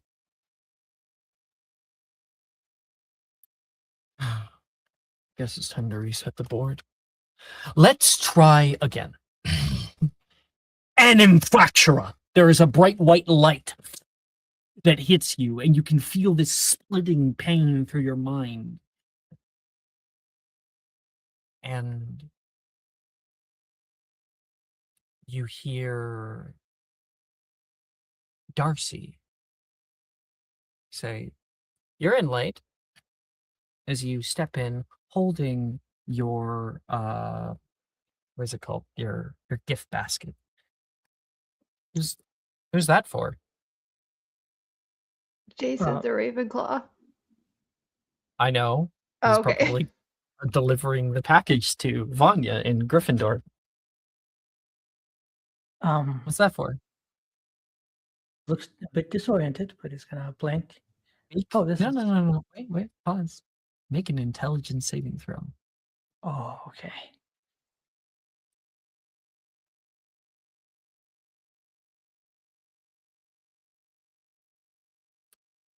Oh. Nat 20. Oh my god. Well, you were just you had this idea you were going to get her some stuff, maybe set her up to make something in the morning before you guys left, and you just couldn't wait to hand it off and ow, mind hurts so bad. Something flutters through it. You time and time again. How many times do I have to do this with you all? Do you even know how far I can see now? And just when I think I've said every possibility, it wouldn't have to be like this. Let's try again. And there is a bright white light, like a memory, like a vision, like a dream. It's not that happened, even with a natural 20. It's that you have this kind of conflicting memory. You look down in your hands and you have the thing. But you didn't have it in the memory or the dream. You're suddenly very disoriented. Is that for Vanya? Darcy says, getting up. Huh? Yeah, it's for Vanya. Does it come with a letter? Because I can get a letter out. I actually didn't think of that. That's a good idea. Do you have paper? Yeah, I got some paper. I'll be right back. And he goes upstairs. He's just standing there alone, like trying to make sense of how you got here. You don't remember entirely. It's all jumbled up in your head. Who was that? You try to piece it together and can see the face of your transfiguration master. The words. Just when I think I've seen every possibility, time and time again, let's try again. You don't get the whole memory, just bits and pieces. Right. You wouldn't remember. And you feel this sinking feeling in your chest. Here, paper and pen. Well, I got the good ink, he says, and hands it to you. There should be a place you can write on the table over there. I'm just heading to bed right now anyway, so promise to close up? Yeah. There's a look of just pure confusion and a little bit of fear. Yeah, thank you. I'll write this.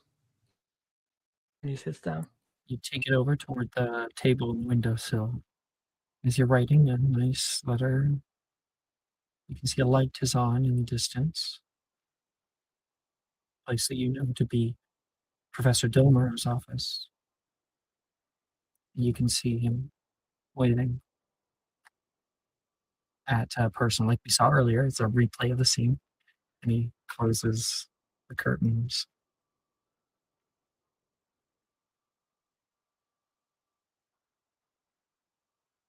Can I? The thoughts going to my head. Can I try to make sense of this? Did I roll history magic? Make an Roll something. investigation check. Okay.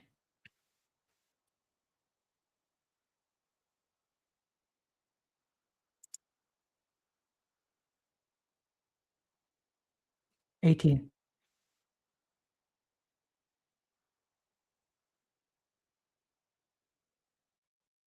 Professor Dilmer, you try to piece it together. That room. What was that room?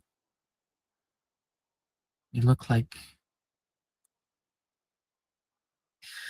any enchanted object, almost any, has rooms.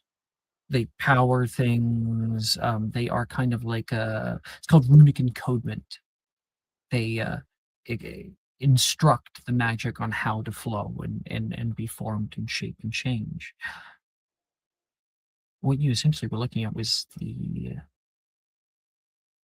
server room of the school. The place where all of the enchantments and bewitchments and magics that power the school harmonize together.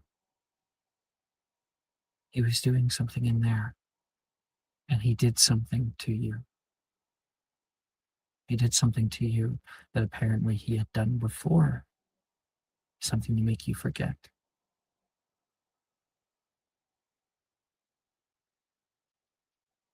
Something's not right. You get a terrible feeling in your chest. You talked about your other friends. You're not the only person he's done this to. But why? You have no idea. So we're going to end tonight's episode of Magic Mysterium. Woo! Wow. Thank you everyone for playing and guest watching. Thank you.